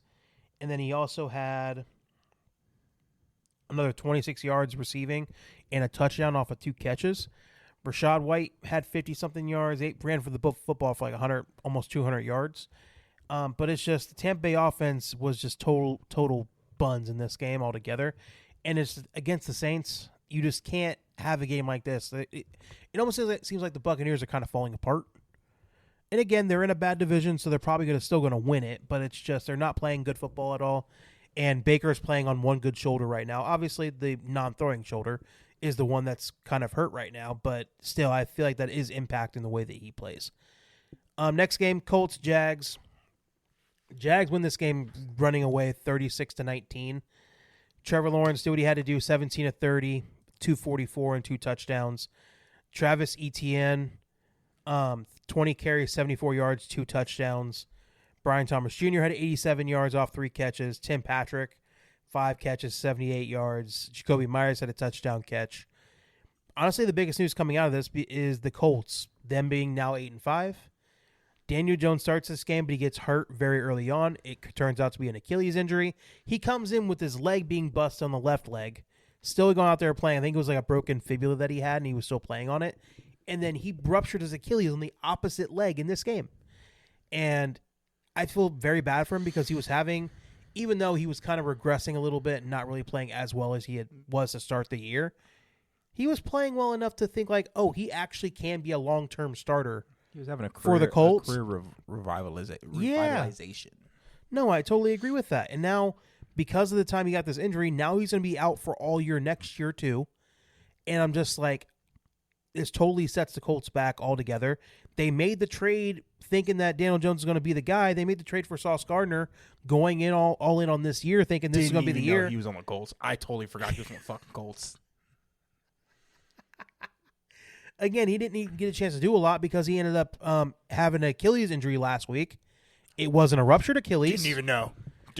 Real quick, the shelf life of DBs in the NFL, insane. Yeah, I know. I get it. But they traded for him, and then he got an Achilles injury last week. It's just a strained calf. But guess what happens? Now they have to treat him as if he has a ruptured Achilles and not play him for the next 3 weeks to try to make sure he doesn't rupture his Achilles. So, like, they made a trade to go all in and go get Sauce Gardner, and it's turned out to be total garbage for them this year, and it's going all to ass. They overpaid. You overpaid. Oh, no, they overpaid, but it's just like they were going all in on this season, and it just all has went to trash. And that part I feel bad for them. And it's gone so bad is that they have no other quarterbacks on their roster. In this game, they had Riley Leonard, the rookie quarterback from Notre Dame, come out and play for them in this game. 18 of 29, 145 yards, and an interception. Wasn't necessarily ready. Jonathan Taylor, your favorite running back, 21 carries, 74 yards, and a touchdown. A decent day. Against who? The Jags. Step out. The Jags are 9-4. They're a good team this year. Step out. But it's just the Colts. It's so bad that they're going to have Phillip Rivers come back and play for them this year because they have no other quarterbacks on their roster. They were supposed to have, what's his name, the one quarterback that Anthony Richardson. Yeah, but his face is all broken, so he can't come out and play. He's on IR because he broke his nose while they were warming up before a game, like 3 or 4 weeks ago, and his face was so messed up. It's like an orbital bone or something like that, so he can't even come back and play. And now they're probably going to have to rely on him to start for them next year, and hopefully he can play some good football and figure it out, which I just don't have any faith in. No. But the Colts are just in dire straits for sure. And the Jags, good credit on them. They're 9-4 right now, having a very good season. They're on top of the AFC South as of right now. And Trevor Lawrence, he may not be tearing up the NFL, but he's playing good enough to win football games. And I think that is a lost start in the NFL in general. And you have to give him a little bit of credit for keep winning football games. Next game, Steelers, Ravens. Steelers won the game 27-22. Rodgers 23 of 34, 284, 1 touchdown. They ran the football for 34 yards total in this game. The Steelers did not run the football whatsoever. DK Metcalf finally had an awesome game in a Steelers uniform, 7 catches, 148 yards. Jaylen Warren had 3 catches, 49 yards, and a touchdown. And that was like the big difference in this game. And like I said in this coming into this is that I really wanted the Steelers to lose because I'm done with the season and like winning this division, making the playoffs and all that doesn't fucking matter to me because they're not going to go do anything in the playoffs to make it worth it. And I made the case that as long as Lamar can play just good football they should be able to win this football game. But guess what didn't fucking happen? Lamar did not play good football in this game. 19 of 30, garbage. 19 of 35, 219 yards, 1 touchdown and 1 pick. He's been fucking trash last He's few been so weeks. bad. And I just don't get what happened to where he's been playing like fucking dog shit. Maybe he's still injured, but it's just even that. I'm like just sitting there like he's out there playing and he keeps saying he's fine. So you have to take the man at his word and he's just playing like ass right now. The Ravens ran the football for over 200 yards in this game. Derrick Henry, 25 carries, 94 yards. Keaton Mitchell, their backup running back, 6 carries, 76 yards. Lamar had 7 carries, 43 yards, and a touchdown. So, like, they ran the football all over the Steelers, and they couldn't get the win in this game.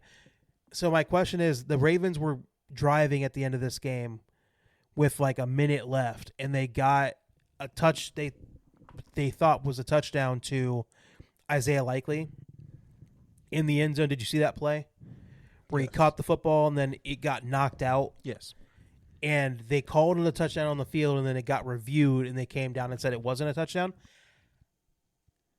How do you feel? Before I tell you what I've been told is the rule, how did you feel about it in the moment? Do you think that was a touchdown? Do you think it wasn't? I didn't think it was a touchdown. I didn't think so either, but again, maybe I had rose-colored glasses on that, so I was like, as a Steelers fan, I didn't want it to be a touchdown because in the moment I'm competitive and I want to win that game. But as I think it was Chad Ochocinco talked about it as a wide receiver, he would know more than most. He says the rule is that when you're in the end zone, you have to catch the ball and you have to have 3 steps in order for that to be considered a catch. And he only had 2 steps. And the way I see it, I'm like, I think it's totally insane they reviewed it and took it away. I think they should have called it a touch. What they called it on the field, I think should have stayed that way. But the fact that they called it a touchdown and then did a review and took it away was definitely an issue. If they would have called it not a touchdown, I think they should have stayed with that. But unfortunately, they called it as a touchdown. I think it should have stayed that way. But, you know, all's well that ends well. Ends with the Steelers winning that game and making enough plays to win it. But again, what does it fucking matter? The Steelers are now 7-6. The Ravens are now 6-7. Steelers on top of the division. Bound, bro. Let's go. It doesn't fucking matter. They're not going to do anything. It doesn't like. Bound. Let's go. I don't fucking care. I don't fucking care at all. But again, in the moment, I was happy to see them win because I'm a sucker for trying to see wins. That was the only team of mine that did win this past weekend, so I have to be happy with it. Next game, Broncos, Raiders. Broncos won the game 24-17. This was the most dominant 7-point win I've ever seen in my life. It was very obvious the Broncos just wanted to win this game and go home, not have anybody get hurt. Take care of business. Take care of business. Like, the game ended up looking close at the end, but it really wasn't close at all. Brock Bowers, he just keeps – everybody knows he's getting the football, and he keeps finding ways to make plays. You can't stop it. He keeps finding ways every single time. Geno Smith is trash. He's not good. He's not good. Again, I've already owned that as a guy that was a Geno Smith believer to start the year. He has been nowhere near good enough to be really playing in the NFL at all. And the Raiders have been totally garbage. Oh, Genty, also garbage. Might be the worst first-round running back I've ever seen in my life. Their O-line is also bad. 10 carries, 30 yards. And again, the Denver Broncos defense is really good. I'll give them that credit. Stout, I wouldn't say good. But 10 carries, 30 yards? Like, come on, dude. Like, it's awful. And the Raiders are just awful in general. But, again, Broncos did what they had to do. Bo Nix, 31 of 38, 212. 0 touchdowns, 0 picks. R.J. Harvey had a touchdown, 17 carries, 75 yards rushing. Is he bad? Genty. Their line is bad. But here's the thing. Like we were talking about beforehand, if you were going to pick a running back, you better have an offensive line that can help him hit the ground running in his NFL career. And guess what's not happening? And unfortunately, he is not a running back of the level of, you know, a Saquon goddamn Barkley that can have a terrible offensive line and still go out there and make plays. Yeah. So if you're not that type of running back, you probably shouldn't have been picked in the first round, a top 10 pick anyway. But he was, and he's out there not looking good. And that is something that the Raiders are going to have to fix, or he's just going to be ass and not really have a real NFL career, and they're going to have to eat that. Who knows? But the Broncos went out there, did what they had to do. A few more games here. Bears, Packers, probably the best game of the day. Packers won 28-21. Bears, Caleb was very good, very bad in the first half. Second half, he came on strong and played very well. Jordan Love, a very good game. 17-25, 234, 3 touchdowns. Josh Jacobs, 86 yards and a touchdown, your favorite running back. Christian Watson, he is healthy. He is playing football. And he's like their big deep threat now, and it's really opening up the offense for them in general. He had 4 catches, 89 yards, and 2 touchdowns. He's probably what I would call the number 1 receiver. I would say so. And if nothing else, he just opens up the offense for everything else. Yeah, he eats up a safety, DB. Yeah, and it just like I said from the get-go, if Jordan Love can just play good football and not turn the football over, their defense is good enough to where they should be a real contender in the NFC. And if they keep playing like this, they will be. And the Bears, they finally had a spot where, like, you know, people start to have expectations, and then you lose a game like this. Again, Caleb is showing real flashes as to what he can be in the NFL, playing some good football, but it's just not consistent enough for me to believe that they can really make some noise in the playoffs this year. But they're a very good 9-4 football team, the Bears are. They're just not consistent yet. Next game, Rams-Cardinals. Rams blew out the Cardinals, 45-17. Matthew Stafford, I think, is the MVP this year. You think the Rams win another Super Bowl? Probably. He probably wins the MVP, and they probably get to a Super Bowl, if not win it. If they win it, he's a first ballot Hall of Famer. Oh yeah, I think it's like a guarantee that every quarterback that has 2 Super Bowl wins in an MVP is automatically in. Like every single one of them are in the Hall of Fame. He went 22-31 this game, 281, 3 touchdowns, 0 picks. Blake Corum was their leading rusher, 12 carries, 128 yards, and 2 touchdowns. Don't forget Kyron Williams. He had 13 carries, 84 yards, and a touchdown. Puka, 7 catches, 167 yards, 2 touchdowns. And this man only wants to play till 30. He's insane. He's so good in this game. He's so good as a player, and he's just so unstoppable.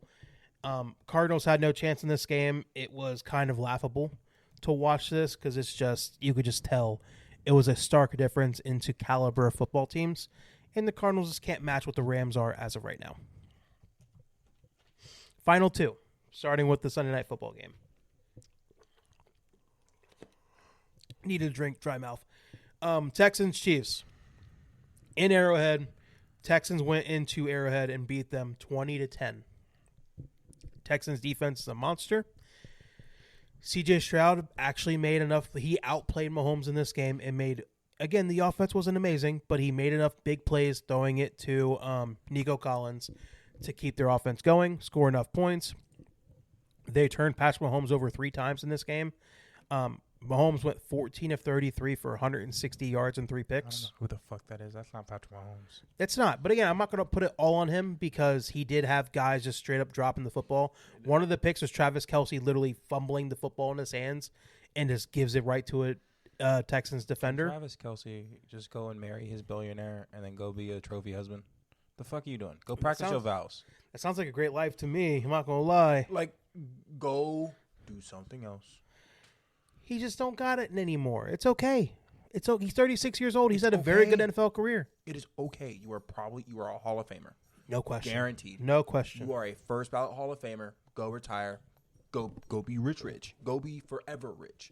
You are going to be so rich, your kids don't even have to be good at sports because you are that fucking rich. And they won't be. No. They won't be. So, like, just go be rich. Go be a rich white guy. Just it's real simple. All you got to do for the rest of your life is don't fuck it up. Don't cheat on her. Yeah. Be nice to her. True. Don't fuck it up. Exactly. He is washed. It's the rest of the kind of team is too. Mahomes was the leading rusher in this game. 7 carries, 59 yards. But it's just the Chiefs can't do anything on offense. Again, against a very good Houston defense, it really wasn't going to happen in this game. It was going to take a Herculean effort to really go ahead and win that football game. But there was a time in that third quarter going into the fourth, where the Chiefs defensively had kind of figured the Houston out, and they were really getting after CJ and stopped. I think there was like a span of like 5 straight punts from the Houston. But it's just, even when that happened, it's like the Chiefs just could not get enough done offensively to win this game. But like I said, CJ, 15 of 31, 203 yards and a touchdown, just made enough plays to win. Woody Marks, 26 carries, 68 yards. Agumba Wale, running back, had 1 carry, 5 yards and a touchdown. Nico, 4 catches, 121. It just, the Houston defense can control football games, and if their offense can just hit a good stride, there is a chance that CJ may go into this playoff run with only Josh Allen being the more veteran quarterback in all of the AFC. Think about it. You got Josh Allen. You have Bo Nix. Aaron Rodgers. You'll have Drake May. Aaron Rodgers. And then you're dealing with potentially the Jags with Trevor Lawrence. One of those quarterbacks. The Chargers. One of those quarterbacks has a Super Bowl. But he's not good enough anymore. But like, I don't know. But if you're CJ going into the playoffs, you're like, hey, all I have to deal with is Josh Allen. Like, all I have to do with Josh Allen and my O-line letting a free defender in. Like, there's a real chance Houston can really like take control because there is no monster in the AFC this year. Mm-hmm. So I just think that their offense can hit a stride. I think they really can make some noise this year because that defense is legitimately scary to have to deal with on an everyday basis, every down basis. Last but not least, Monday Night Football. Eagles, Chargers. Chargers are at home. They win the game 22-19. The game was bad, but it was between two good. You know, you watch two good teams play bad football game, so it's hilarious. It's different than watching two bad teams play each other, and you're like, it's obviously a bad game. I really shouldn't be watching this. But these are two good, decent football teams having a very bad outing. Jalen Hurts, 21 of 40, 240 yards, and 0 touchdowns, 4 picks. God damn, what the fuck was he throwing to? Who the fuck was he throwing to out there? I'll give him credit. One of the picks was him throwing to A.J. Brown in the middle of the field. A.J. Brown sees the linebacker coming, about to destroy him. He short arms it. The throw was above his head. He short arms it, tips it up. Defender takes it. Real quick, was that a hospital ball? Yeah. I saw this one. Yeah, it was. That is Jalen Hurts' fault. That is, yes. I'm not going for that motherfucker. If I'm going like this, now see this big old 6'3" black man running at me. No, he's even worse because he's catching it. He could literally see the dude coming at him. He was going to short arm that thing. Bump that. But again, it's on you as a quarterback to protect him. Get the ball to him. Protecting me. I'm not catching that ball. Yeah, you're not That's wrong. That was a hospital ball. I saw it on Twitter. I was like, he would have died. And the pick that he threw in overtime, he just tried to sling it in, thinking that he was going to get it to the to Devontae Smith. He thought he was that guy. And the defender was covering not only the flat where the tight end was, but he was just kind of playing in the middle of the field. He's like, as soon as he saw him try to make that pass, he tipped it, get it to a Chargers player. He picked it, and that was the end of the game. But Saquon played good. He ran the football well. 20 carries, 122 yards, and a touchdown. A.J. Brown can't fucking complain because he had a great game. 6 catches, 100 yards. Dallas Goedert, 8 catches, 78 yards. But it's just, they were getting up and down the football field, but it was just too many mistakes coming out of Jalen Hurts. And it's a real problem. Like, yeah, his decision-making, like, he's always been a guy that's not trying to push it. But if this is what happens when he decides to really push the football and, like, really tries. Real quick, it was a quarterback duel. And yeah, Justin Herbert's probably one of the greatest throwers of football I've ever seen. Yeah. I can make that throw. Yeah. Jalen Hurts is, I can make that throw. Pick. Yeah. It's a pick. Yeah, no doubt. That's how he felt. Like, he felt like, oh, I can make it, and it just didn't work out at all. Never worked out. Justin Herbert didn't necessarily play all that great either. He did come into the game with a broken left hand, though. He literally just got surgery on it last Monday. So he came into that game. He came into that game last night hurt, but he was going out there playing. He went 12 of 26, 139 yards, 1 touchdown, and 1 pick. 12 of 26 with a broken left hand is pretty fucking good. Herbert was also leading rusher for them in this game. That boy ran 10 carries, 66 yards. I'd be damned. I'm not running nowhere. He must have been on the greatest drugs in the Oh, world. but he got sacked 7 times. Like, he was getting beat up in this game. I am suing the entire Chargers O-line for damages. They have lost like 3 different offensive tackles this year. Rashawn Slater and Joe Alt. Lost both of them, and then they lost their backup offensive tackle too. So, like, yeah. Real quick. If I'm Joe Burrow, like, y'all motherfuckers have not gotten a good old lineman for me. If I'm Justin Herbert, I'm sitting back like, somebody must fucking hate me. It's divine punishment for this. They got offensive linemen. 2 elite first-round offensive linemen. And they both get hurt. Every year. Yeah. Real quick, Joe Alt and Rashawn Slater, when he's playing, one of the best offensive left tackles in the NFL. Yeah. And Joe Alt, they got his big ass over there playing right tackle, knowing damn well he can play left tackle in a heartbeat. He ain't quick, though. He ain't quick. He don't need to be. He's a big old boy. I got a 7'2" arm reach. Yeah. Unlike fucking old boy from the Patriots. Unlike Mr. Short Arm, who Myles Garrett whooped his ass. Yeah, he did. Yeah, it was not pretty. He was grasping at Myles Garrett. Yeah. And couldn't even get to his shoulder. There's a difference. Joel I am 6'7". My wingspan is 7'3". You are never getting close to me. Yeah. You are going to the ground. I'm going to touch you before you even get close. You got to go around me. You can't go through me. And there's nowhere to go. Right. I don't got to be fast when I'm bigger than you. Right, yeah. And that's, again, it works at right tackle because it's like there's nowhere to go. You can't get around me. Yeah, no question. But, again, if I'm Justin Herbert, I'm praying every night, like, please. Yeah. Bring him back. Because Justin Herbert's elite. They ran the football well. He ran the football for 66 yards. I can't give him the elite until I see you win a fucking playoff game. Yeah. My bad. No question. Yeah, I agree with that. Hampton, their running back finally came back and played. Their rookie running back. He's good. 13 carries, 56 yards. Their Kamani Vidal, their second-string running back, had 44 yards. All 14 carries. Vidal also had a 60-yard reception as well. But Hampton also had a touchdown catch. But it's just like in this game, do you know on one Jalen Hurts, getting back to him real quick with how bad of a game he had, it was on one singular play. He threw a pick.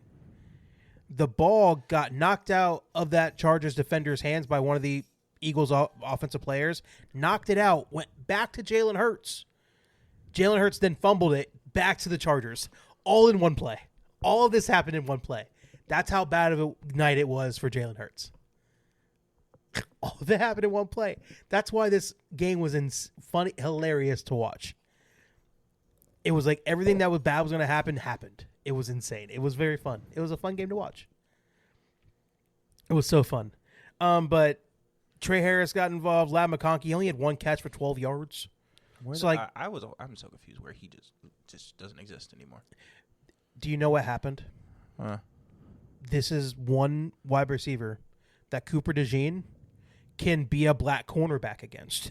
That's crazy. This is the one wide receiver that Cooper DeJean can be a lockdown corner. They put him on Ladd McConkey all night long, and Ladd McConkey was locked the fuck down. I have no doubt that Cooper DeJean looked at Ladd McConkey's like, nigga, you ain't got me today. Like that was a night that he had against Ladd McConkey. Like that was it. That is the one wide receiver he can do that to, and he had an awesome night. He knows doing how he it. thinks. And I'm faster than you. What wide receiver can he really say that against? Again, he's a very fast corner, even though he's Cooper DeJean is a very thick corner. yeah. I never noticed that until there was a video of like him walking out. I was like, damn, that nigga look like a safety. Yeah, no doubt. Hence why they have him playing nickel corner. Yeah, it makes sense. But I think he's good nickel corner. Yeah, he's a good nickel corner, but it's just the fact that he was able to lock down Ladd McConkey. He had an awesome night. Awesome night last night. I have to give him that credit. I watched Cooper go like this against me. Air this bitch out. Stop playing with me. But yeah, he had an awesome game, but it's just this game was a comedy of errors in all sense of the word.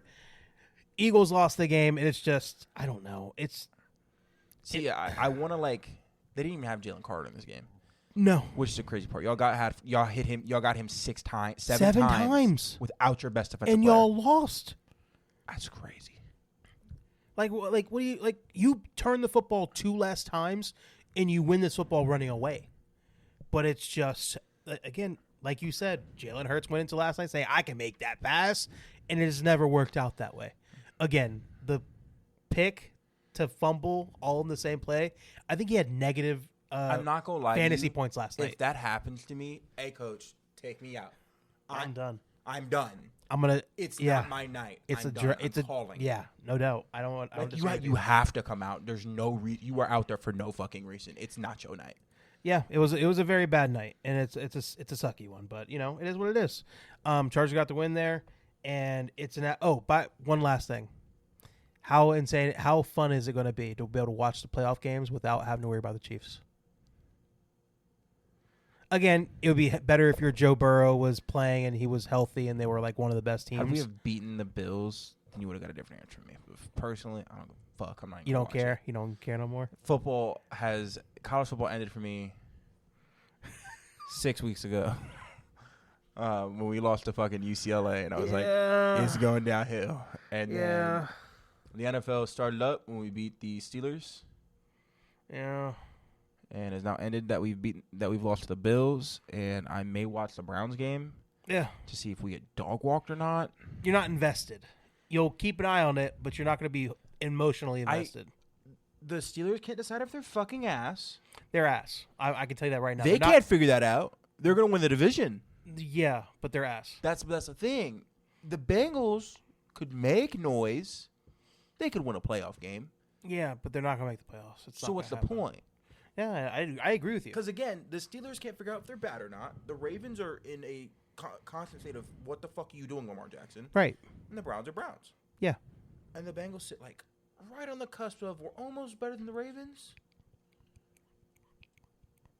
But we're not as good as the Ravens or the Steelers. But the Steelers aren't as good as the Bengals, and the Steelers also aren't as good as the Ravens. Yeah, it's all ass. None of us know which one of us is the best, and everybody's starting to think it's fucking none of us because we're all just ass. The best team that I think has a chance is the Ravens to do something in the playoffs, but they're hoping for the Steelers to fall apart in the rest of the season so they can make the playoffs. Yes, and Lamar Jackson figure out the and fuck Lamar has he's been doing. ass. Lamar's been total ass.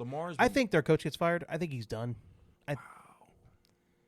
Like he's one of the most high standing head coaches. I will take it. But like, I'll take it. If they're gonna they have to get rid of somebody to try to fix this issue. They're not getting rid of Lamar. So I don't know. I'll take him. I'm saying this as a guy that I think Tomlin should probably be done too. So I'm just. I'll take him. Hey, go for it. What is this, John? Yeah, John Harbaugh. I'll take John Harbaugh. Yeah, he's a very good head coach. You want a Super Bowl with Joe Flacco? See what you do with Joe Burrow. That is true. That's the thing. As just fire your head coach, and there should be no shortage of guys wanting to be the head coach of having a team with Joe Burrow at the helm. As long as they get to choose who their GM is, and they actually get some really good players in, there should be no shortage of guys like, hey, I want to be the head coach of a Joe Burrow-led team. Literally makes your job so fucking easy. Hey, here's your $1 billion offense. The defense does not matter to us. We don't give a fuck about it. We'll keep drafting guys. Hopefully one of them will hit. But we won't, and we'll just draft another first-round receiver when T. Higgins leaves, and we'll just keep going from there. Yeah, I'm just like, it should be a job everybody wants.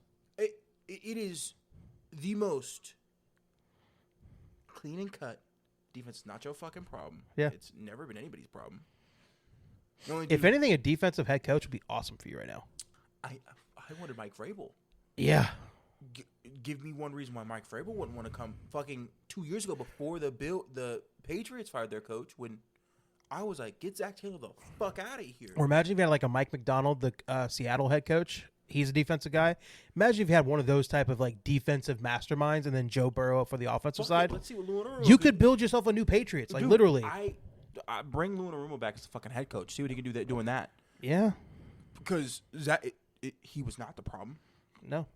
You could fucking tell. And at this point, he's probably one of the people up for a head coaching job coming up this year. Probably, yeah. And I don't even know what the fuck Lou Anarumo can put together a defense.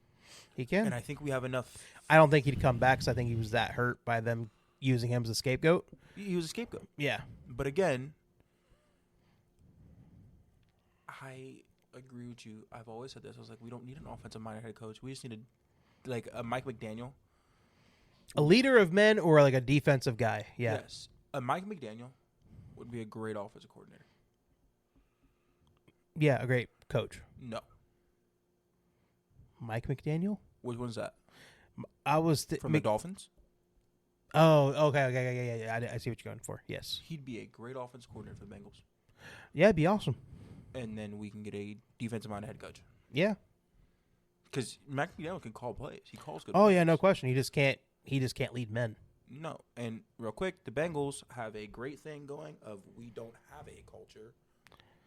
The culture is Joe Burrow. Yeah, I agree. Mike McDaniel, make sure the ball gets to, if not Joe Burrow, Jamar Chase or T. Higgins or one of the 4 tight ends and Ilyasovis when he decides to catch a ball.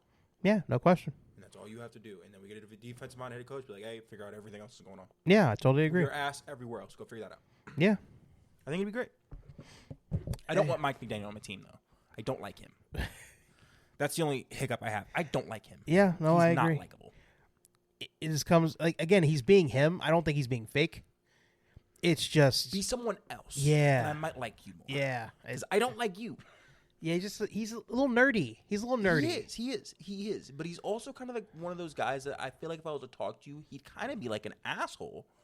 Like, you'd almost think he's smarter than you are. Yeah. Is the vibe I get from I just him? feel like he's, like, socially awkward to a certain extent. No, I think he's a pretentious asshole who I don't thinks think he's so. smarter than you. I don't think so. No, he gives me I'm smarter than you vibes. Of he believes he is smarter than you. We might have to agree to disagree on that. I think he's more of like a socially awkward dude that all he knows is football and he's a football nerd. So he just he's just like. I think he's a pretentious dick. Maybe. But again, we've seen other coaches that are in the Miami lifestyle and they look totally different. He dresses like he's an asshole, but like otherwise, I think he's just a football nerd. He dresses like Sean McVay, and Sean McVay isn't an asshole. Yeah, and Sean McVay works out a lot, so he looks a lot different in the clothes that he wears. And Sean McVay looks like a dick, and everybody's like, no, Sean McVay is the greatest person ever. Yeah, he's just a very energetic football guy. Football guy. He is, what's his name from the Lions? Yes, Dan Campbell. Dan Campbell. But can win a football game. Yeah, I agree. He's way more of an X's and O guy than Dan Campbell. But like I said, he can win the football game. Dan Campbell's like a meathead coach, which is great. There is room for a meathead head coach in the NFL for sure. He's a team guy. Yeah, exactly. A culture guy. Yes. Yeah, for sure. I'm gonna get the team to buy into everything I want. I Yeah. need a good coordinator and good offensive, decent defensive coordinator to do the rest. Yeah, where it goes wrong is where he thinks he can be the offensive coordinator, which is like, it kind of works for a little bit, but like, is it a long-term answer? Probably not. Why are we running a flea flicker on 4th and 18? Look, man, I don't know. Sometimes he's just a field goal. It's like he's trying to prove he's more of an X's and O guy than he is. It's like he was trying to prove he didn't need Ben Johnson. Yeah. And everybody was like, nigga, you need Ben Johnson. Yeah. Ben Johnson is 94. No doubt. He turned that Chicago Bears team around. Ben Johnson, I would have fucking came if we hired Ben Johnson. We'd be the best team in the NFL. Yeah, no doubt. Him bringing that offense to like what Joe Burrow can do, like they could have killed. They would have killed. We would be a Super Bowl champion. Yeah, probably. You know, it is what it is. All right, last but not least, Thursday night football game coming up this Thursday. Let me get to that game real quick so we can make our pick. You beat me by splits wise. I think you beat me by 2 games you beat me by a game last week. We had 3 splits. You won 2 out of the 3. Surprise. Oh, shut up. I hate you. Another game ahead. Yeah, you're like 6 games ahead now. You can't pick games or pick bets. Shut the fuck up. I hate you. All right, Thursday night game this week. Atlanta at Tampa Bay. I'm taking Tampa Bay. I'm taking Tampa Bay because I don't trust Atlanta with a fucking anything. I wouldn't trust him with a goddamn dollar. I wouldn't trust him either. But again, if it becomes a rainstorm again on Thursday night, it could go terrible again. Tampa Bay could fall apart. But I'm going to take Tampa Bay as well. It could be a good game, but it could just be an awful game altogether. Booker wins Rookie of the Year. He's kind of tailed off over the last few weeks, but like what other what other Rookie of the Year could you even pick? Booker wins Rookie of the Year. Because they split it up offensive, defense, Rookie of the Years, right? There's nobody else I would pick for Rookie of the Year offensively. No, Harold Fannon's been good, but not that good. Not good enough. They haven't won enough games. I can't think of a back. No. Linemen don't win that bitch. Nope. Cam Ward has been with a bad team. So like really, there's nobody It'll be else. like a It's Mac. It's And Mac then without an issue. defensively, Defensively, I don't know. There's nobody like obviously tearing up the NFL right now when it comes to like rookie defensive players. It's not Shamar Stewart. It was never gonna be Shamar Stewart. It was bound to fail before it started. So ass. It was bound to fail. But yeah. All right, that's the Thursday night game. Let's go and get out of here. We're close to 2 hours at this point.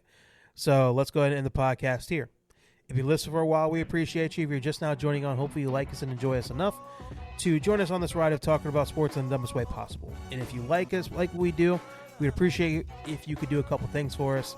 Like our podcast, subscribe to the podcast, rate the podcast 5 stars wherever you listen to us. We're pretty much available on all audio platforms out there. Make sure.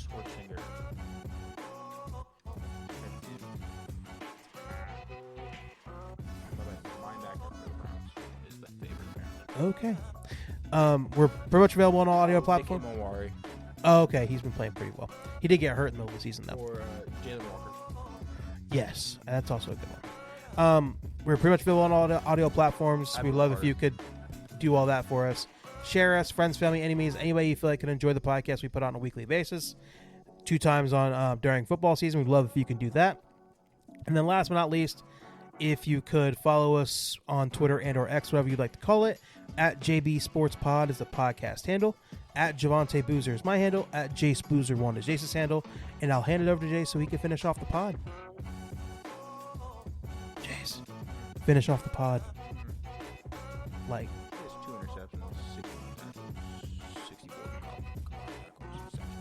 okay, For a rookie linebacker, he has not bad. 1.5 sacks, 2 interceptions. Okay. Not as good as Nick Moore. Oh, yeah, for sure. But, yeah. This is my James Post Podcast. Thank you guys for listening today. Thank you guys for always listening. You guys have a nice day and a nice night. Goodbye, y'all. Bye, y'all. See you in a few days.